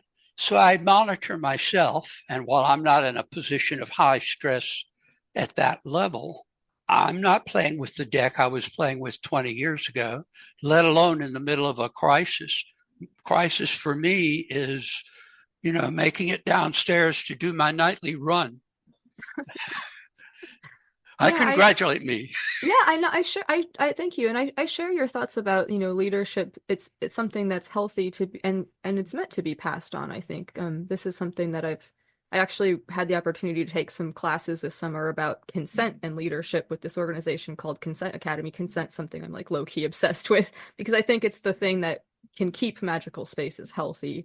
And that was one of the things that they really drove home is that leadership is not supposed to be ensconced permanent. And it's difficult to hold that position for a long time. As you said, there can be a lot of stress involved and it needs to be shared among the people who actually have the spoons to do it well for it to be healthy. So yeah, hell yeah. There are a lot of sins in Freemasonry, but one thing they do is their leadership is local to a lodge. It's only the lodge master is elected by the membership and only for a year. And that isn't true of any of the magical bodies that pretend to mystical heirship. It's like in one group, important one, the Rite of Memphis and Mitzrayim, World Organization of Egyptian Obediences, which is just a Masonic term for following the rituals. I was recently elected as the Grand Kofta, 100th degree of the WAEO, but it's for 2 years. So First of all, there is no particular responsibility or authority involved there. It's just a spiritual advisory position. But I used to have an affiliation with the Italian branch of the ANPR, which came out of the P2 Society, which was overtly fascist. So they offered me a title and I took it for about 1 month and quit because they were trying to tell me what to do. And I just thought, hey, this isn't where I'm coming from. I will get in a plug for the type of organization that I am involved with, which is on Facebook. It's the Worldwide Free Illuminists. And anyone can join. Anyone can be chartered. It costs $0. There are no oaths involved. No one is in charge. I mean, there are people who, by virtue of their own attainments, can issue charters to new groups, but they can't rescind those charters because the act of rescinding a charter gives you power over the holders of that charter. So it's basically modeled on two things: anarcho-syndicalism on the one hand, and the golden path of Leto II in the Dune saga. And that probably will never get made into a movie because it's a book this thick, and it's God Emperor of Dune, if you're a follower. Yeah, and one that a lot of my listeners will be familiar with. So hell yeah, I'm glad you brought it up. The main reason for any kind of organizing is to have a support group in the area that you're mutually interested in. The reason is never so the great guru can give you the truth, because his or her truth may not be the truth and probably isn't. And so there's a whole list of things that you should avoid. And there are places, because to some extent I've seen to it, where you don't have to believe that anything that I say isn't a crock of shit from the old guy from NICAP and the OTO and other horrible experiences. All you have to do is say, I'm interested in these subjects. I come in peace, not to fight. And that will get you, empowered by either myself or by anybody who has been empowered by me. And during the Great Arabia mountain working, which was 20 years long, I personally empowered like 20, over 100 people. Maybe 120, I think is the number, 120 something. And they're all empowered to give empowerment. So they're all over the country. And I mean, honestly, like I've thought a lot about this idea of empowerment, and I think really what it comes down to is like you already sort of have this power, but you need to be told that you do to unlock it. Am I off base here, or is that kind of? Well, for a person who doesn't know that they're being healed, but that you have healing thoughts towards, I think that's no different than, giving to St. Jude's Hospital. You hope that the funds will not go to Marla Thomas's upkeep, but will go to help the kids there. I can't even watch their commercials. It's just too painful. I think they do good work. And that doesn't involve anybody's consent other than mine and anybody else who contributes to them. What they do with it from there is what they do. It's a complicated question, but I cannot do the empowerments that I do without it's built into the ceremony, which will be in my next book, by the way. You have to ask for, in a formal sense, for the empowerment to receive it. And that goes back to, the ancient Roman and Egyptian priesthoods, then through the papacy and on down the lines of history. Do you consent to become blah, blah, blah in the blah, blah, blah? If they don't say I do or something like that, you can't give it. It won't take. But once that consent is given, they're open to it. And maybe it comes from within and maybe it comes from without. I don't care. Again, I don't think there's a real difference between thee and me, except at a very mundane level. So once they've consented, I empower them, and then I am always empower them to empower others, hoping that, like the golden path of Leto II, it goes out into the universe so far that it guarantees it will continue long after Leto or I have gone on after our 2,000-year lifespan.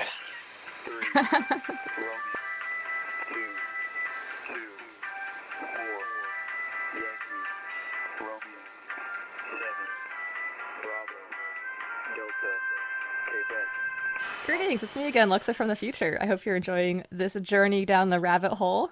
There's plenty more strangeness in store. We're going to be talking about Philip K. Dick and a robot modeled after him, as well as having a visit from Flood over at XV Planis. But first, let me tell you what we have going on with the Green Mushroom Project and Void House, which is our newest adventure in creating a consent-forward magical space and getting into consent education for the magically inclined. So Green Mushroom Project is an ongoing group magical working based on the biological metaphor of the ecological relationship some fungi share with some plants. In a nutshell, if we, the magical practitioners of the Green Mushroom Project, are like a forest of trees, the Green Mushroom Current connects us and strengthens us in unseen ways. In addition to this mycelial web which connects and strengthens us, there are the mushroom spores operating in more of a celestial realm. These are little packets of the current's energy which can be applied to situations as needed by any participant. They can be thought of as little micro-servitors, if you will. If you're unfamiliar with the term servitor, I suggest you check out some of the earlier episodes of this podcast. The Explaining Chaos Magic to My Brother series would be a great place to jump in there. Green Mushroom Project's newest experiment, as I mentioned, Void House, is about investigating the healing and alchemical properties of consent, providing consent education to magically inclined people, and organizing consent-forward magical spaces for group work, both in person and online. There's lots of fun and free activities going on the Green Machine Discord server, home of the Green Mushroom Hypho Sigil Project and Void House. Join us for our weekly Fungal Friday chats about a variety of magical topics. Got book clubs, as well as special events like ceremonies and seasonal celebrations. We're announcing a call for submissions for our third offering of collected work. Fuck Around and Find Out Part 3 is going to be Sorceress Recipes for Resilience, Resistance, and More from the Green Mushroom Project. Deadline to submit for that is February 14th of 2025, and you can find details in the show notes. As always, much love and much love to everybody participating in the Green Mushroom Project, regardless of what this looks like for you in your practice. It's been such an honor and such a privilege to be sharing this journey with all of you, so fuck yar. The idea of consent being a central guiding philosophical principle to doing group magical work, as well as providing education about the nuances of consent to magically inclined people, is something that I and others are really stoked about. And I feel incredibly grateful to have the opportunity to be working on this project in a world that often wants to push us around or cause us to conform to the wishes of others. Maintaining healthy boundaries and communicating about your needs and the rest of what goes into a good consent practice is a genuine form of resistance. Shout out to the Consent Academy for all the awesome work that they do, and thank you for all that I've been able to learn from them. And thank you so much to everybody who has been assisting with all of our efforts and who has been showing so much enthusiasm for this way of doing things. Gratitude. You can reach out to me at luxoccultpod@gmail.com. Get me on Instagram at luxoccultpod or on Blue Sky Social at luxestrada, and I would be happy to send you a link to that Discord server. Thanks so much to everybody who is making the show possible by giving on Patreon and Buy Me a Coffee. Alright, lots more to get into here with my chat with Ellen Greenfield. After the interview, I'll share some thoughts about the phenomena and other stuff, and share about the track Eyes of Your Eyes. But for now, let's hop back in for the rest of my chat with Ellen Greenfield. Cheers.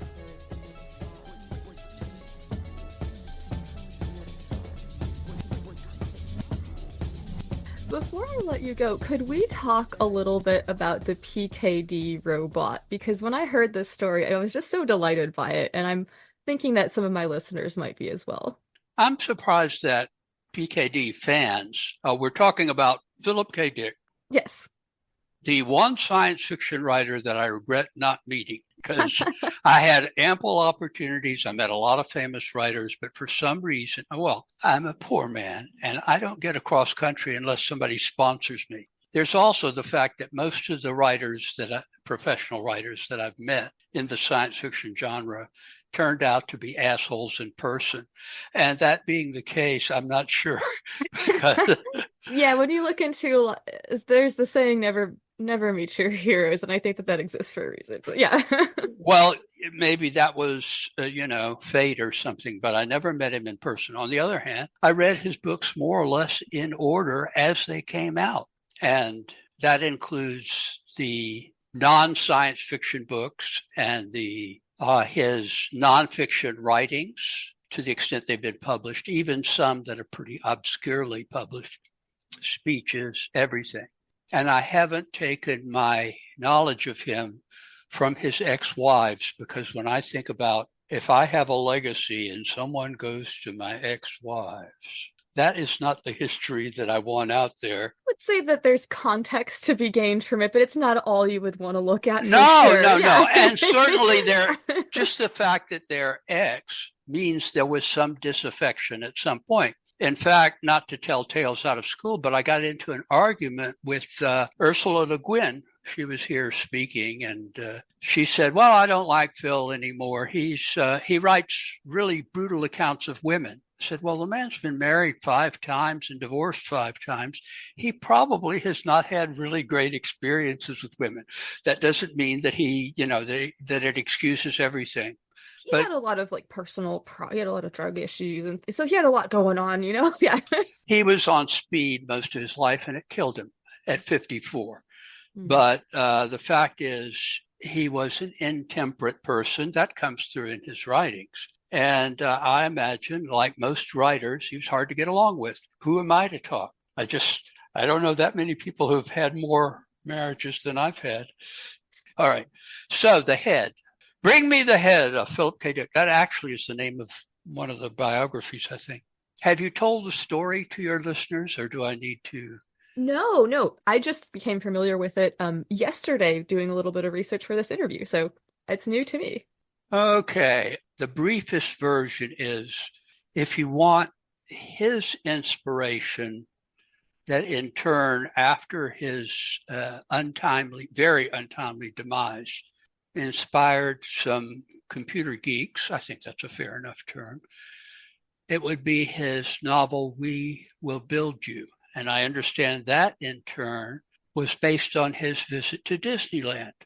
Big deal. It almost caused World War III because they wouldn't let Khrushchev go to Disneyland. And he said, well, in that case, I'm leaving your country. But they didn't want him to go because they were afraid he'd get assassinated. Okay. Yeah, I was let the man go to Disney. Well, he took it the wrong way, but diplomacy's difficult. Yeah, well, in those days more so than, well, I would have said now up until about 2 years ago. Slava Ukraina. Okay.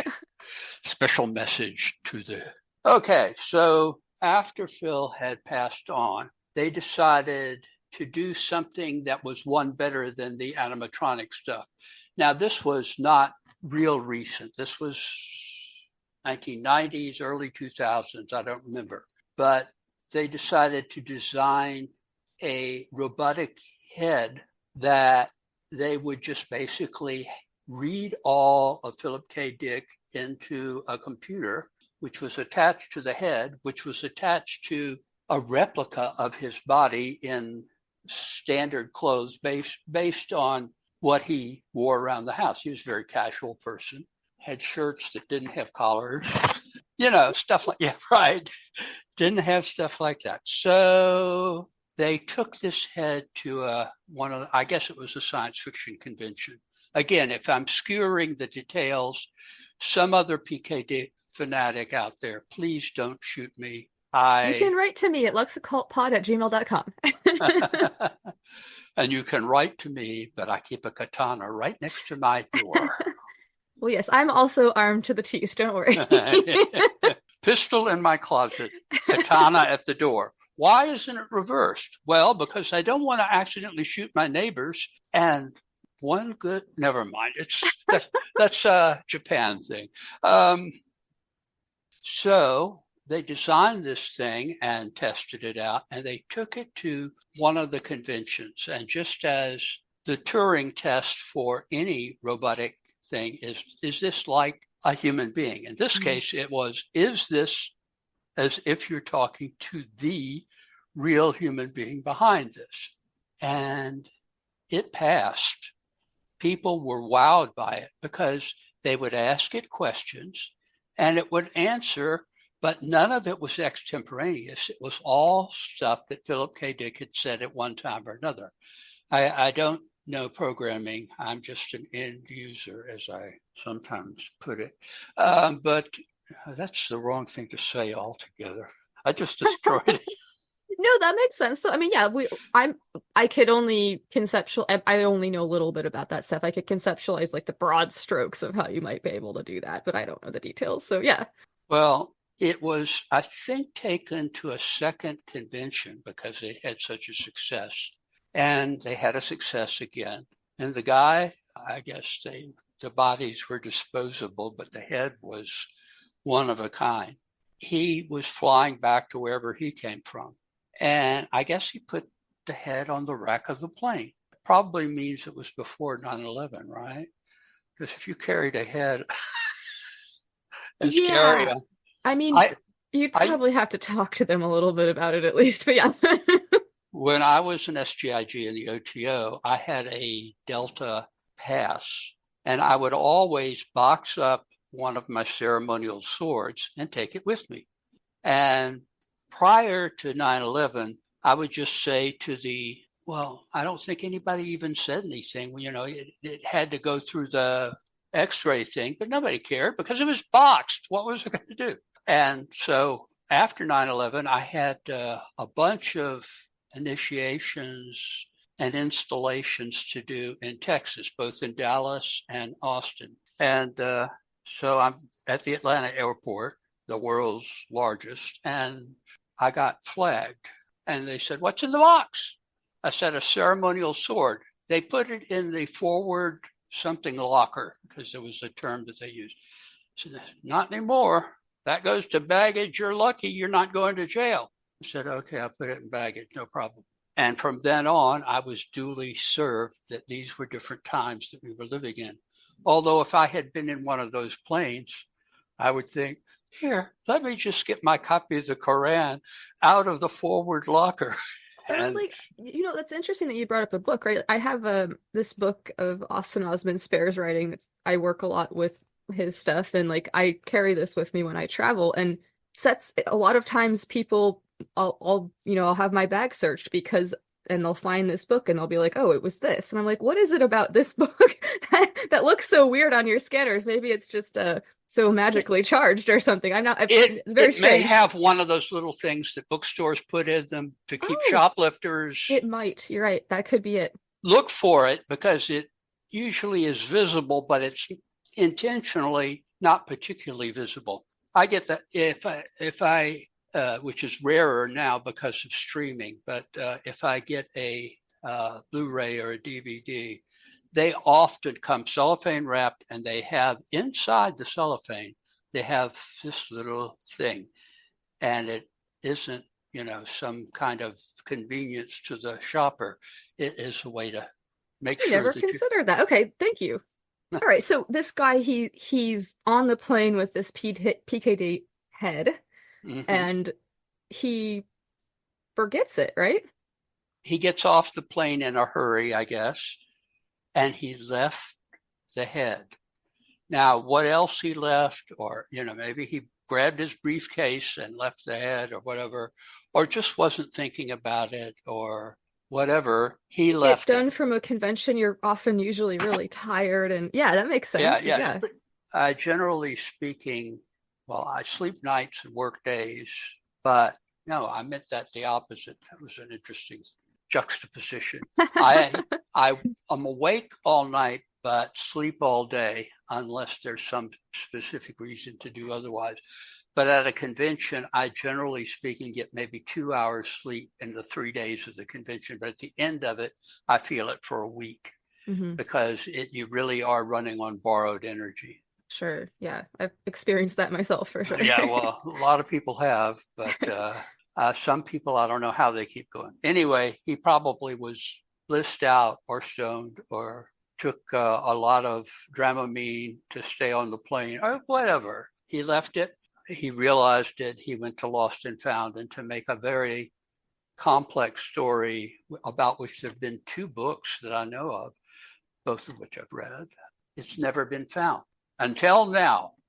Phil, want to come in here? Well, I just want to say that Alan is my successor as the best. Thank you. The Empire never ended.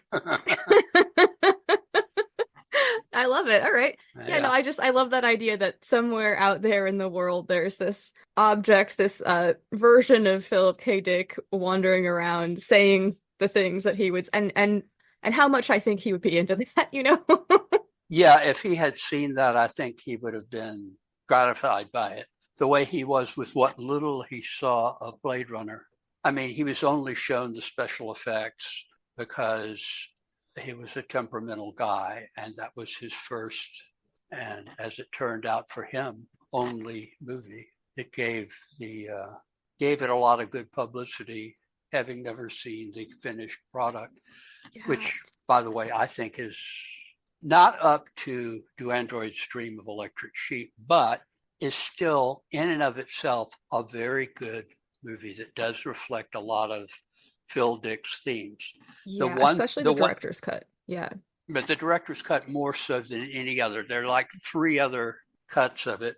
I mean, the original has this Harrison Ford voiceover narration, which I hate narrations in movies. Well, the reason this scene is here is so that we can sell it at a PG rather. Yeah. Yeah. But the director's cut, so good. And I really enjoyed 2045 too, or 2040. 47, I 47, think. or I can't remember what the number was, but the newer version of it with Ryan Gosling was absolutely haunting. I really loved it.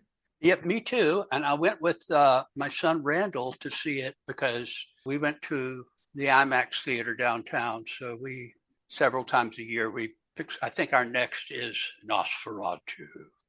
Right. The 3rd version. Because you really aren't seeing those movies if you don't see them in IMAX. They're made for. I regret not having seen it. My brother actually turned me on to it a while after it had come out. He's like, "You have to see this fucking movie," and I'm like, "Okay, show it to me." And yeah, I regret not seeing it on the big screen. Let me tell you the real killer on that, and I'll let you go. The real killer on that. There was a thing in there.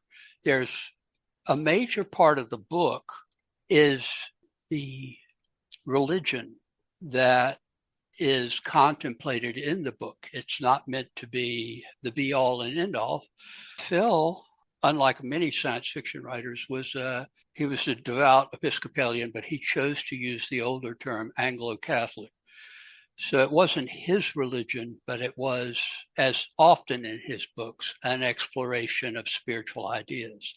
And the only scene that is even alluded to is where Daryl Hannah looks into the empathy box and sees nothing, of course, because she's an android.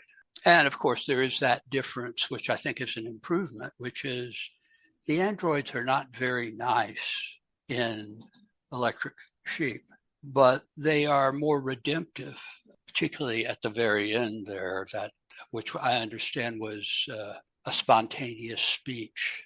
This is what it's like to be a slave. And the best transfer is something you cannot see because the type of theater it was designed for doesn't exist anymore, except I think there is one in Hollywood. I saw 2001 when it was new, and I happened to be in Miami, and there was a Cinerama theater there. I think I was the only one in the whole theater that wasn't stoned on whatever the visual drug of choice was back then. But you didn't need to be. On the Cinerama screen, which is really 3 screens that are synchronized, it was a different movie than any medium is capable of doing. I took my son to see it at a regular postage stamp theater, which is what we have now. And it just isn't the same movie. I got the Blu-ray edition, and I have a 50-inch screen sitting behind me right now. It isn't the same movie. So unless you want to go to Hollywood just to see 2001 and it happens to be showing, or you have the pull, maybe my son could get it done. My eldest son is... Yeah, he's a producer, is that right? Or a writer? Oh, no, writer. And at the moment, he is directing. Well, you can't call it directing, can you? Wrestling, because it's not rehearsed, but he writes and directs in that genre. But yeah, you can go to his IMDb to see what movies. They're all on the internet now. Despite the writer's strike, apparently residuals are sometimes elusive, but he does have some pull. So maybe if you want to see 2000, but it isn't out there. They made a new print of it. It's digitally remastered in CinemaScope, but how good it is, I don't know, because I haven't seen it. And it did a one-time theater run for one day at select theaters, which is death to a movie. I mean, select theaters usually means the art theater that only arty people go to. And so that was the not so much an adaptation. I believe the book by Arthur Clarke was adapted from the movie, not the other way around.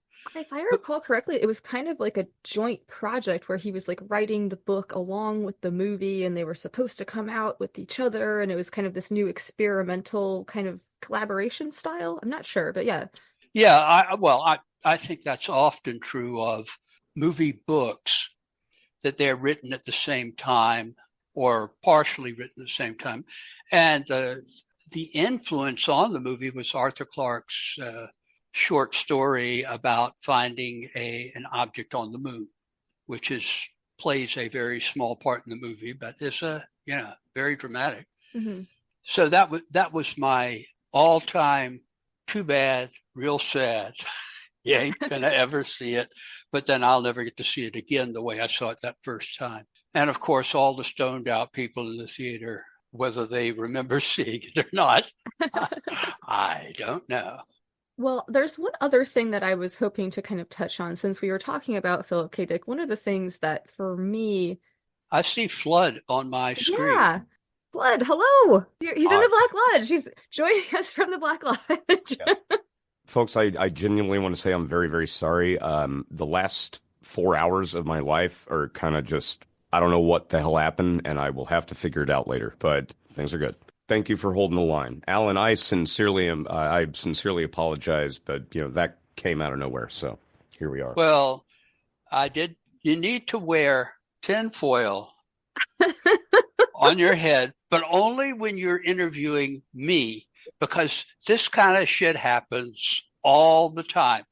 I was telling Alan that I rocked a bunch of protection magic earlier today, kind of like, I'm hearing all this stuff about, things going wrong, and I'm like, I don't want that to happen. But no, actually, Alan hit the nail on the head, because I can't tell you how many times I've been reading your works and then shit just flies off of my cabinets. So, It's me, but I don't know. Should I take it as validation of what I say, or is it just that I have, there's a Yiddish word, umglicht, which means something like he has a black cloud over his head. But, it happens to me, but it isn't so far. It isn't something that happens to me. It's what happens when I do podcasts. It's different kinds of weirdness, but it's always weird. And we've been having a really awesome conversation. I've been kind of picking Alan's brain about my own personal interests about the magical end of things. We've gotten into some of the ufology and some of the far right intersections there. And so I'm thinking that maybe if you're willing, Alan, we could do this again soon and give Flood a chance to ask some of the stuff that I know that he would probably have asked.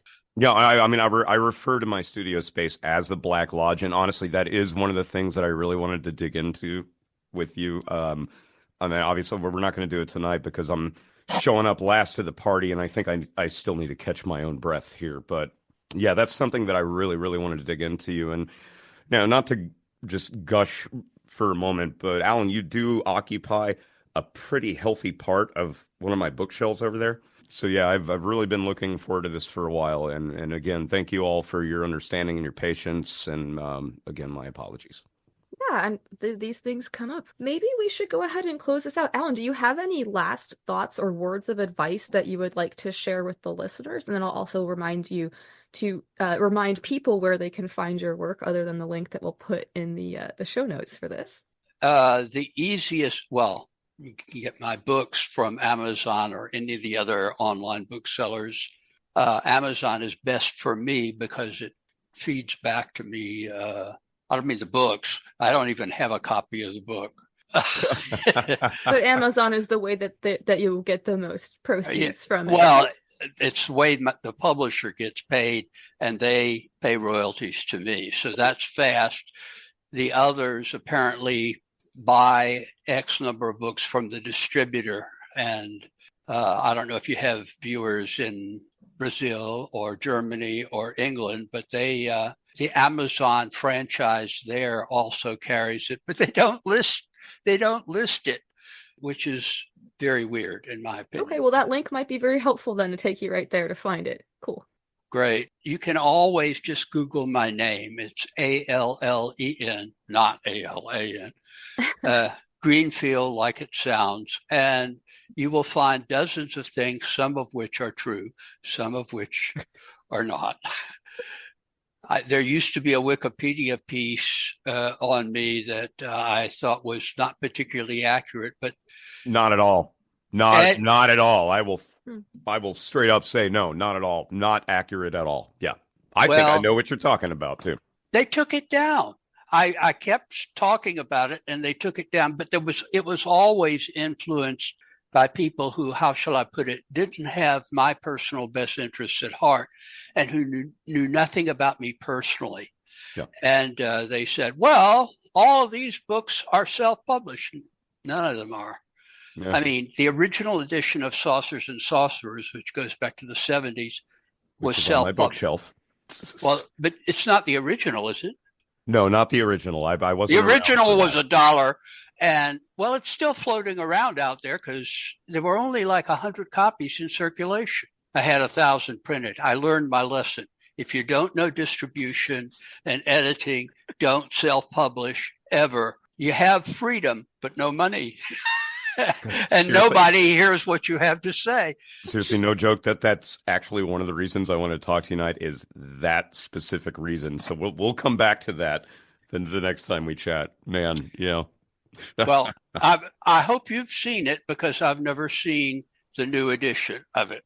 I mean, I've seen the cover, but the cover is online, but I haven't seen the material in it. And I know that Rick Hilberg contributed a lot of photos down memory lane, which he posts a lot of that. But you can always just do my name and you'll find all of the same information that Wikipedia had on the Thalimapedia, the Science Fictionpedia, whatever they call it, Fandompedia, something like that, the Freemasonry Wicca style. I mean, I don't know if I should mention this or not, but they forgot to take off the foreign language versions of the Wikipedia piece. So that's still out there.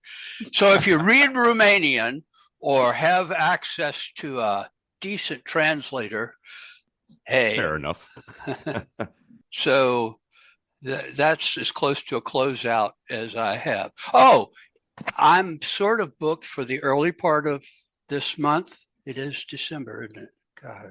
The older you get, the faster it goes. I'm in my mid-40s and my consciousness is now unanchored. So I know I totally understand.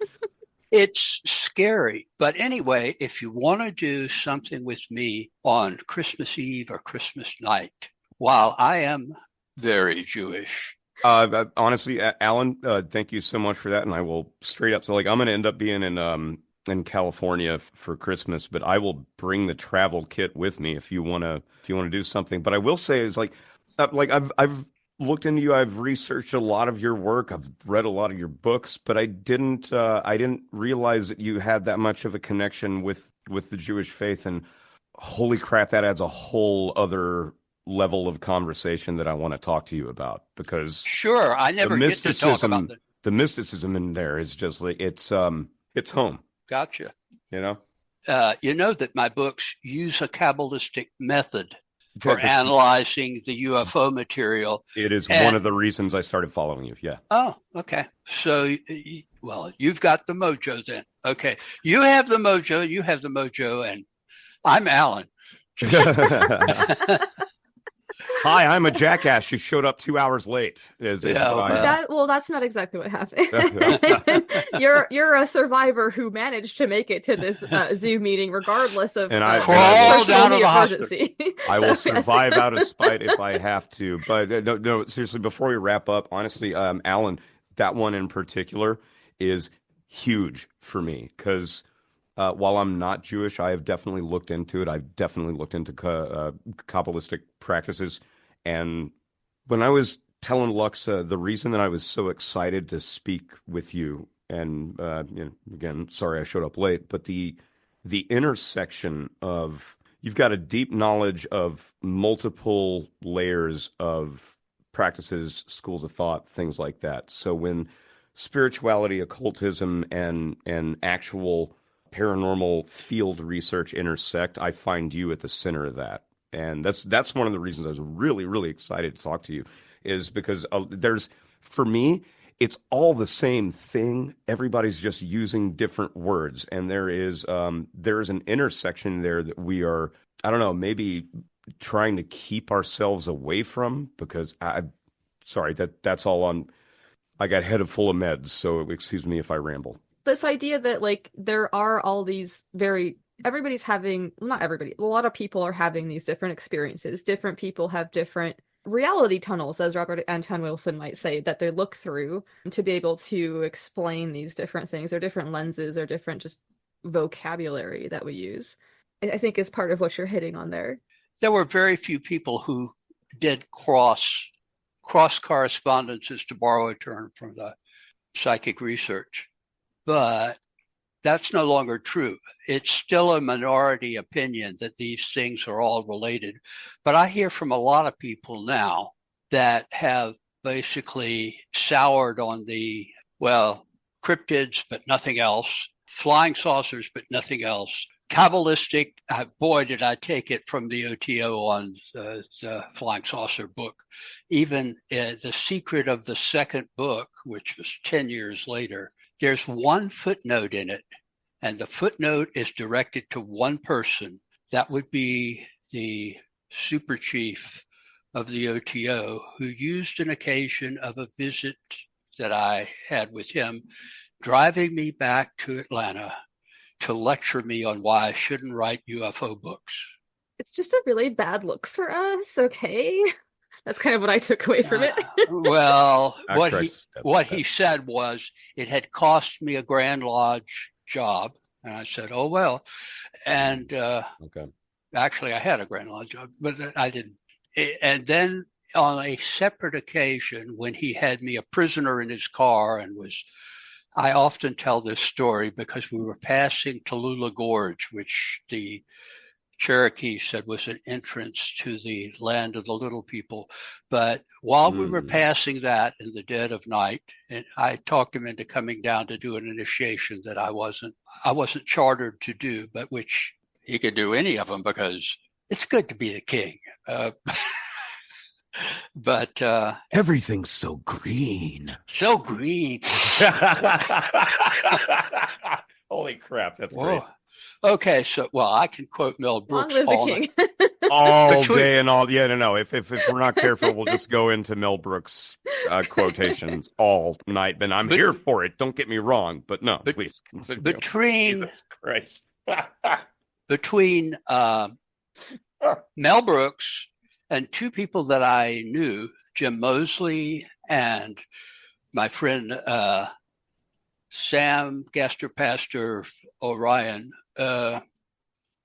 who had that rare sense of humor, not a generally nice person, but had a really, really good sense of humor.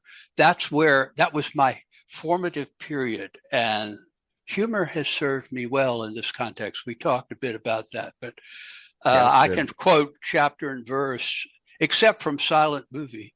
I mean, there's... Oh, Alan, there is one thing that I really wanted to dig into that if y'all can bear with me for a few minutes and tolerate me being very highly medicated. One of the reasons that I wanted to talk to you is that as somebody who has actually been out on the field and has been directly interacting with the phenomena, and then also at the same time is viewing this from a spiritual or an occultist, however you want to describe it, lens, again, intersections happen, right? So there's something that I am starting to pick up on. It's what I'm kind of leaning in towards being what I refer to as the grand unified paranormal theory. When I said earlier when we first hopped on that I legitimately think that all of this stuff is the same, it just depends on who's looking at it and how you perceive it. There's another element to that I really wanted to bring up to you in particular and get your opinion on this. I have a feeling that we might actually be on the doorstep of the next step of human evolution, and whether it being one of a physical nature, and again, just for the jokes, you bet your ass, I definitely wanted to grow wings and tail, but it's not happening. I think it's one of the consciousness, and this is really starting to stand out to me in the sense that if you look globally and you see the level of interaction between humanity and what I refer to with a capital P, the phenomena, because it is all connected, there seems to be an increase of that going on. And at the same time, there's an increase of human perception and interest in it. So we're kind of coming towards that singularity. I think what I wanted to ask you in particular is, do you think we are actually like at that doorstep? Or are we kind of knocking at the door and about to cross the threshold of what we refer to as our understanding of reality? Well, the only thing I would add to your picture of it, I think the phenomena itself projects different things to different people at different times, and sometimes mixes those. Like there's a case, and it is a rarity, but Bigfoot walks out of a landed flying saucer. So that's two different aspects. The element that I think is there is that the secret chiefs have their own agenda, and their agenda is the elevation of humanity. And they're no longer human, so they have done the route. And I believe that sometimes they lay out synchronicities one at a time for field researchers mostly, but for anybody that delves into this stuff. And if you follow the synchronicities, you become not enlightened with a capital E, but more enlightened with each step. And I don't know that the Black Lodge does the equivalent, but I know that people that ignore the synchronicities wind up getting out or hanging on every word that the government supposedly has to say about this stuff. And any seasoned ufologist knows more about this stuff than the government does. I'm prepared to say that, and I may be demonstrating that right now. I mean, I would say that's the thing is I don't consider you to just be a ufologist. You look through this as I was saying para-ufologist. I used to publish a magazine called The Para-Ufologist. But I love this term, and I think that this is actually kind of what I do as well. Like I love ufology, I love the whole phenomena, but I look at it through my lens as a magician. And Flood and I were talking, this is why I'm here, actually. Because of these intersections. So yes, fuck yeah. As a matter of fact, I love that term, and now I want to share one with y'all that I just discovered over the course of the last week. Transliminality. Good term. That is a term that I think kind of cuts through the phenomena and refers to the human its experience and the human interaction with this stuff. This popped up into my feed through Jim Hoonan. parapsychologist, book publisher. Alan, you may be familiar with him. I'm probably getting the name wrong, and I'll send it to everybody after this conversation is over. But the thing that really struck me was that they view everything from a parapsychological approach. And as somebody who goes out there and does this stuff, Alan, I want to be very, very clear here. I hate the term paranormal investigator because it immediately makes me think of the ghost hunters on Discovery the Ghost Plus. Bros. Yeah, I want nothing to do with Ghost Bros at all. That's not what I'm at. Whatever the phenomena is, does want to talk and it wants to interact. But if you're trying to make a buck off of it, it's not going to end well. Sorry, that's a whole other diatribe. But the transliminality thing and the way that rolled into the conversation is something that like deeply fascinates me, even beyond myself. Is maybe we need to stop looking at it from a case by case basis and stop looking at it from like the out view and come to the understanding that humanity and consciousness itself is the key to actually making sense of any of this, if that makes any sense. Oh, yeah, that is exactly what I have been trying to communicate to people all along. And the interesting thing Why do you think you're on my bookshelf? You had me stuffed, and the taxidermist said he'll fit. God damn it. Look, that's actually in my will. I want to be taxidermied, so that is so freaking funny. But the man is trying to agree with you. I just want to point this out. I know. I'm having a nerd out moment here because that hit home. Please, I'm done. Jesus Christ. I did work for Psychic Friends Network for 5 years, so sometimes I pick up on stuff that's not part of the conversation. That's just the way of it. But I don't work for them anymore because the IRS got on their tail, not mine, theirs. And they sort of faded into the betting universe that they were in before they founded Psychic Friends. And I better shut up because the mafia will get me if I'm not careful. You come out of obscurity, then you end up back in obscurity. Such as a cycle of things, I suppose. Right, yeah. I used to do those TV shows. I did Ancient Aliens once. I did Brad Meltzer's Decoded once. I did UFO Hunters twice. And those programs, they interview you for a long time, but they cut it down to be what they want it to be. Mm-hmm. It's like on Decoded, they asked me if I wanted the Statue of Liberty torn down. And I thought, what a loaded question. Why would I, who would want that and why? Because it was who the hell would ask that, period? Like the three people that they had as their experts on Brad Meltzer. I mean, so I answered the question in the only way that a survivor, which I try to be, would answer it. You could hear the Star Spangled Banner in the background as I spoke. Well, whatever else is the truth about the yes, as Emma Lazarus's poem, I would never tear it down because it has been the symbol of hope for over a century. And honestly, they cut that out, and they cut to some lunatic from New York who said, "Yeah, tear the thing down." Yeah, that sounds like a really, really frustrating experience. And like, as you know, as a podcaster and stuff, like I have all editing control over the interviews that I do. Like having my views like misrepresented and stuff in a public forum is something that I think a lot of us have a lot of anxiety surrounding. And that sounds really, really frustrating. I won't do those programs anymore. It's like the beginning of that episode is the end. At the end of it, I had come, you have to, I guess, use the ferry to get to Liberty Island. So I used the ferry, saw the people, could tell who they were. So I went down and we talked for a couple hours, I guess. Seemed longer, actually. I mean, it was one of their first shows. So they were inexperienced, and I usually can read people, but these two guys and a woman, the experts, wanted me to say things, and they were asking leading questions and blah, blah. So I did the best I could. under the circumstances. They wanted to say it's a pagan statue. I thought, well, so what?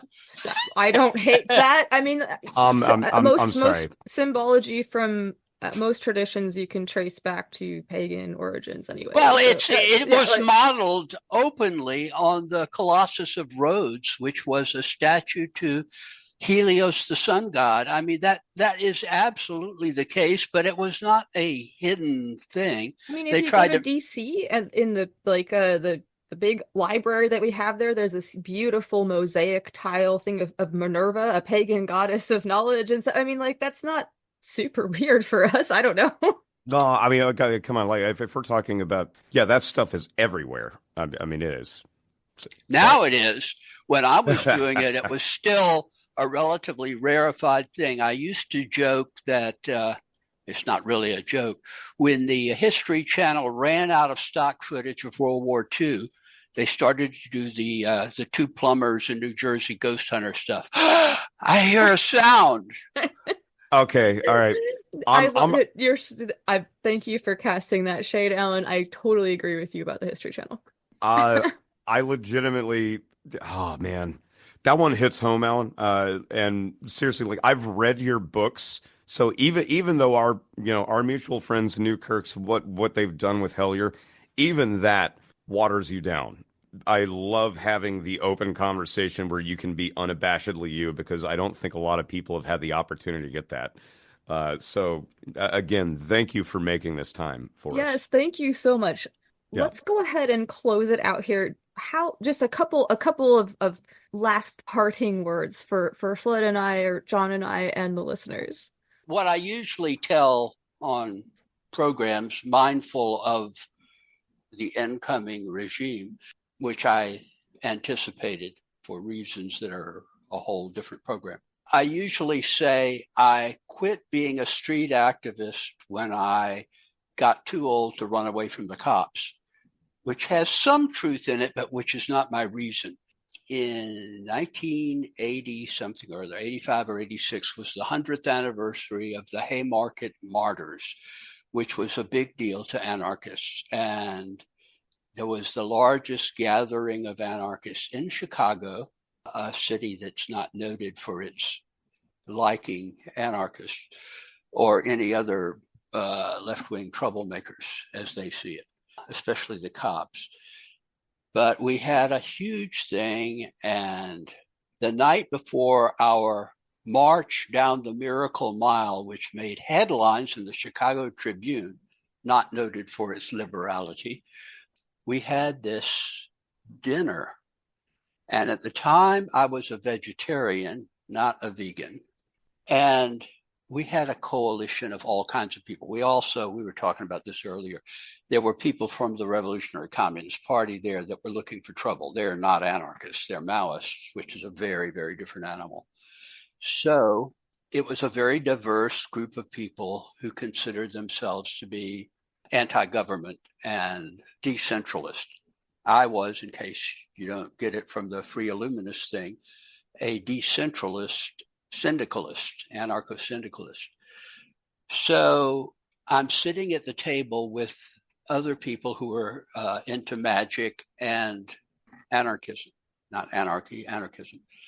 And a group of anarchist meat packers, big industry in Chicago, at least back then. That was the end of the cattle drive. It was an unpleasant ending for the cattle. And these were people who were on strike at the Armour meatpacking plant. And they made the mistake of thinking, oh, there are other anarchists. They can come and act in solidarity with us. So they spoke up and pre-planned a group of self-identified vegans start running around going, moo, moo, drowning them out. So I decided, and they were handing out leaflets too. So I decided, okay, they're being dramatic. I'll be dramatic. So I stood up on the table. There's like 150 people there, or more than that, actually. I ripped their leaflet in half and threw it down. And immediately there were a bunch of them around me. What are you doing? Why'd you do that? I said, look, people here have one thing in common.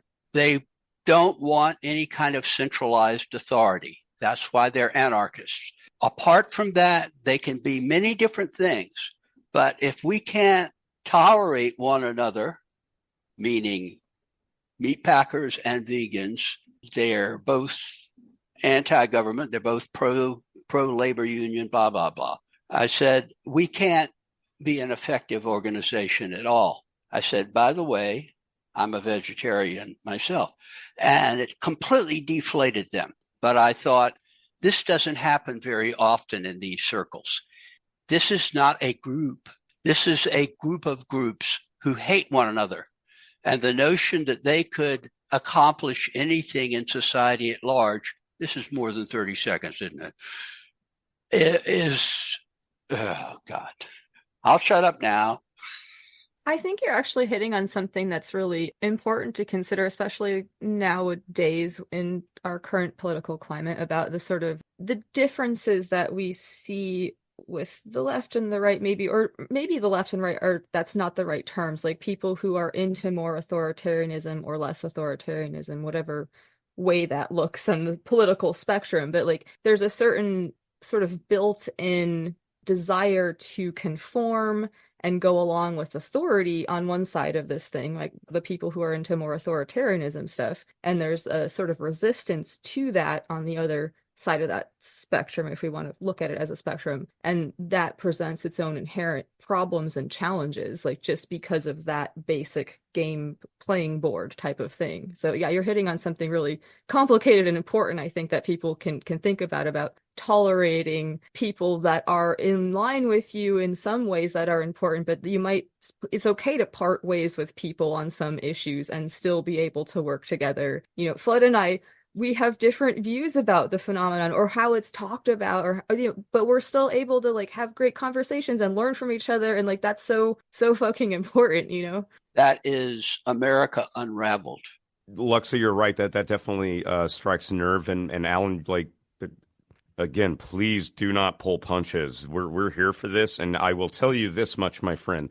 Anytime you want to come on and talk with either one of us, you're not going to get edited out. We want the full brunt of Alan Greenfield. Fuck it. Let me just tell you a thing or three. When I'm president, bring it on.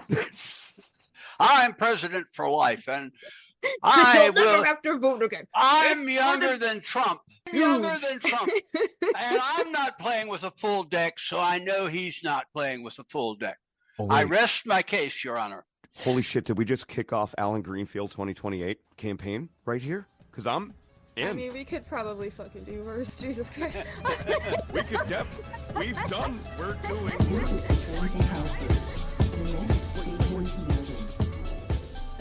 All right, thanks so much to Alan Greenfield and to Flood for joining me. You can find the links to the secrets of the real Black Lodge revealed in the show notes and the other stuff that we talked about today, too. That was a wild ride, right? I have so many thoughts about what we talked about. There's the political stuff about what Alan means when he talks about the real Black Lodge, the far-right influence in ufology and more, which we got into a bit here tonight. He was also reluctant to say the quiet part too loud, which actually makes a lot of sense given the realm in which he operates. There are some people who seem to approach the topic of UFOs in a sort of religious way. I think I'm going to follow Alan's lead in declining to call them UAPs just because the government has decided to do so, by the way. I do agree that a seasoned and dedicated ufologist knows as much or more about the actual phenomena as the governments of the world do. You can read about the PSYOPs aspect of the equation in the book Mirage Men, an adventure into paranoia, espionage, psychological warfare, and UFOs by Mark Pilkington. It's a pretty good read. There's also a documentary of it, which I have not seen, but I heard it's good. Shout out to Douglas Batchelor from What Magic Is This podcast, who turned me on to that book. And you can hear Douglas and I discuss the phenomena in episode 76 of this show, Fairies, Faith, and the Phenomena with Douglas Batchelor. There's a lot going on when you try to tease all of this out, which is one of the things that I find most fascinating about all of this. It's a really complicated puzzle. I really enjoyed hearing the walks down memory lane in today's conversation. Alan has had a really interesting life.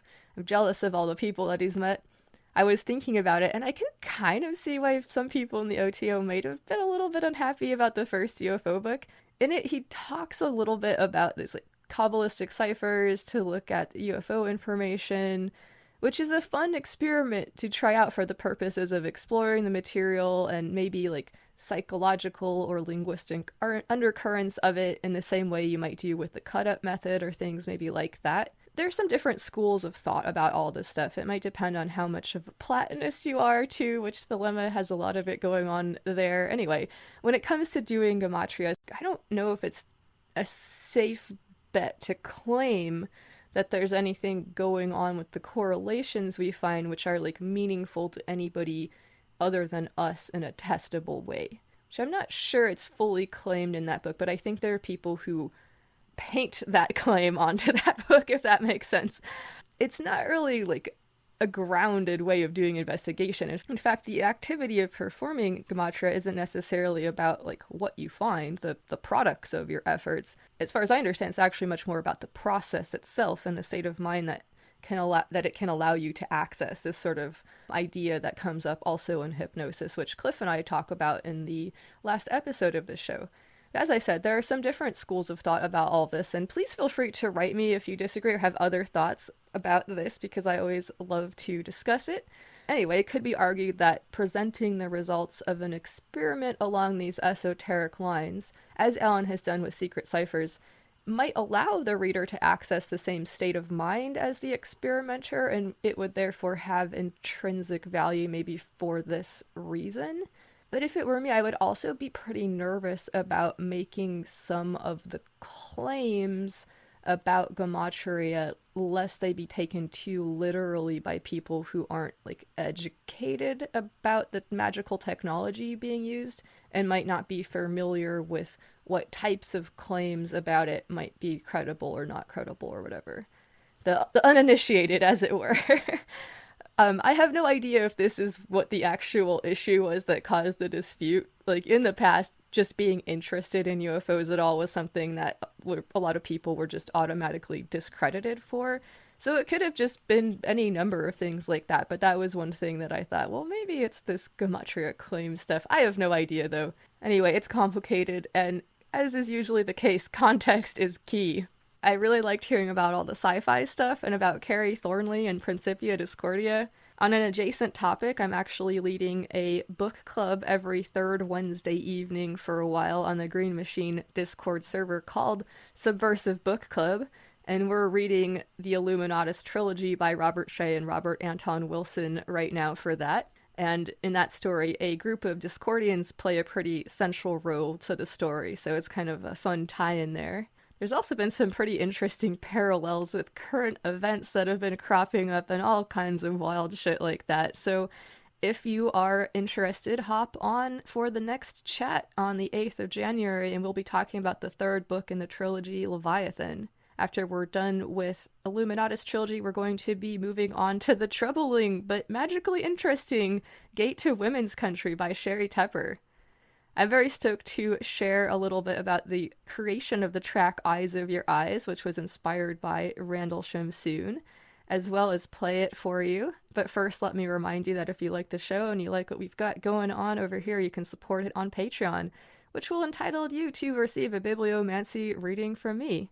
Making this thing is, of course, a pretty wild amount of work, especially for just one intrepid podcaster, but it means a lot to me to be able to do it. So thank you so much to the people who are making that possible by giving on Patreon or buy me a coffee, and to the people who are supporting the show by spreading the word.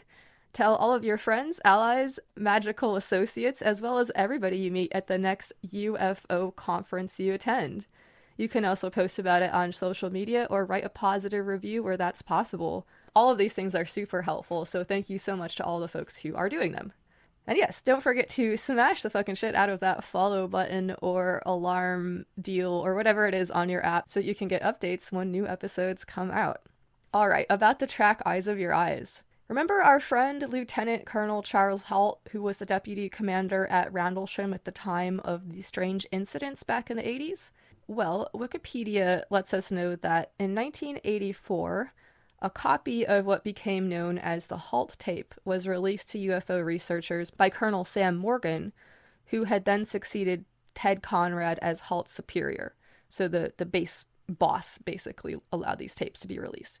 This tape chronicles Halt's investigation in the forest in real time, including taking radiation readings, the sighting of the flashing light between the trees, and the star-like objects that hovered and twinkled. The tape has been transcribed by researcher Ian Ridpath, who includes a link to an audio download and a step-by-step analysis of the entire contents of the tape. So thanks to Ian Ridpath for putting this out there. This was actually one of the components that I used in creating the track Eyes of Your Eyes. Here's what I wrote about the track for my appearance on We the Hollowed's Haunt Quinox event last year, where I showcased it. Shout out to Keats Ross and everybody over at We the Hollowed. The track Eyes of Your Eyes was produced by me, Lux Estrada, and features some audio ritual work by both me and Folds and Floods, aka Flood from XV Planus podcast. It's the first piece in an ongoing collaboration and was created with the intention of being used as a tool for those who wish to engage with the phenomena in a manner which is beneficial, productive, and minimally disruptive to them and their surroundings. The track was inspired by the strange events reported at Rendlesham Air Force Base on the nights of the 26th to the 28th of December 1980 and features audio recorded by Lieutenant Colonel Charles Halt at the time. The video features text of transmissions which Joe Luciano reported to have received and then later translated after encountering a craft during the events. So after looking into this case of Rendlesham, I do think that a lot of the buzz that we see surrounding it does originate with hoax or maybe some attention seeking, especially on the part of Joe Luciano, whose story is not super credible when we look into some of like the different aspects of it. For instance, the transmission that he received was ASC2 or whatever. It was like this kind of outdated language, and there were some mistakes in it as well. The claim was that people had sent this message from the future, but there's a lot of problems with that message at the time. But of course, there's all kinds of narratives which one could use to like explain why this could still be the case, right? It's not actually that super important to me what the actual case was at the time, because I think when we look at it from a magical perspective, it doesn't really change how it's been received, and therefore it doesn't make it any less meaningful. So it's interesting to think about this liminal space between a hoax or a joke or just going through the motions of prayer or ritual or whatever it is, and the point at which things begin to actually coalesce and manifest to become, quote, real.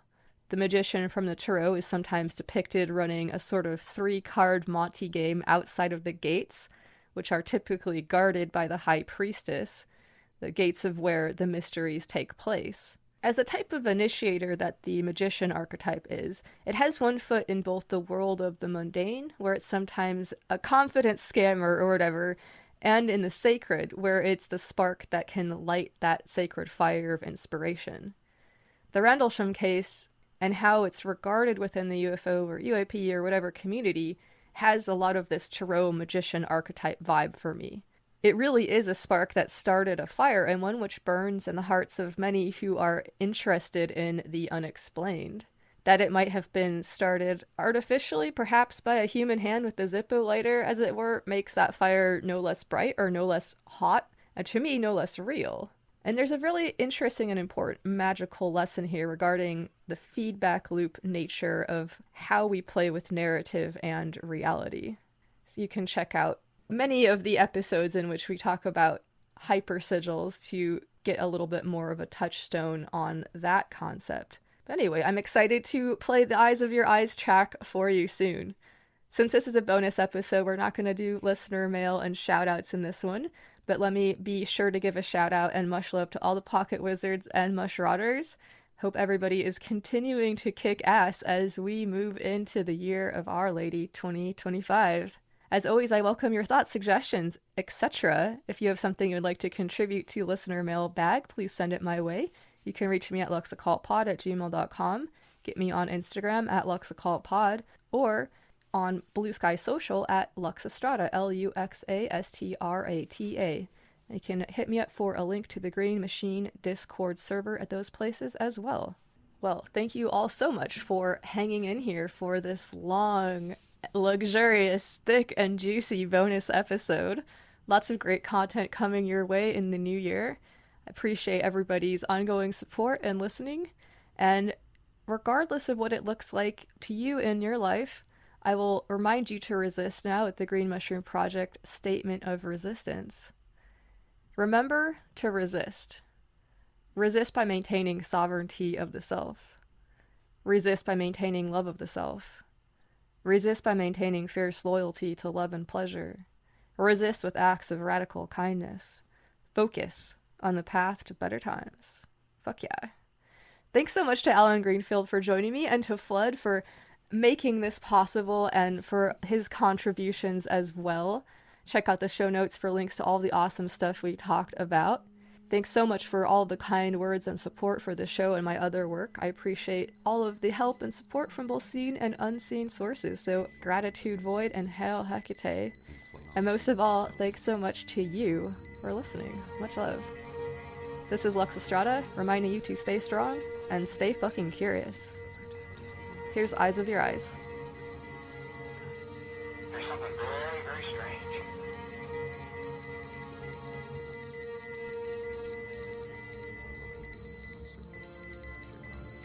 Keep the headset on. See if it gets any on. Okay.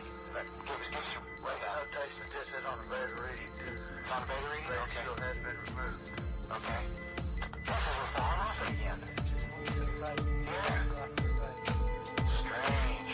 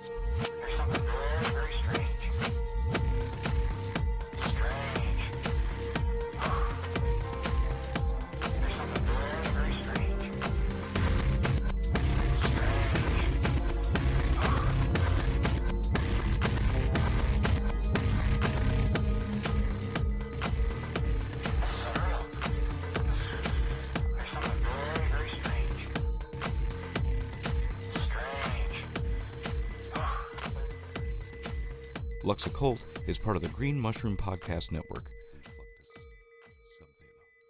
Welcome to XV Planet. Greetings, friends, fiends, and lovers of strange and wondrous things. My name is Flood, and I am the host of XV Planets, a bi-weekly podcast of the odd and unusual. The core of XV Planets is a documentary-style exploration into paranormal investigations that I and my ever-evolving group of magical misfits conduct. We take a look at the history, the mystery, then go see it for ourselves, and then we bring that experience, and on occasion, that evidence, to your ears. Alongside the investigations, you'll find a treasure trove of other content, like interviews with authors, art historians, mediums, UFO researchers, cryptid hunters, fellow paranormal investigators, as well as deep dives into the arts, exploring topics like the Killing Joke frontman Jazz Coleman's magical practices and how that propelled the band forward, and whether or not David Lynch was really conducting occult rituals through Twin Peaks: The Return. So follow XV Planets today and get caught up on the journey, because I can promise you, it only gets stranger from here. I'll see you on the fifth plane.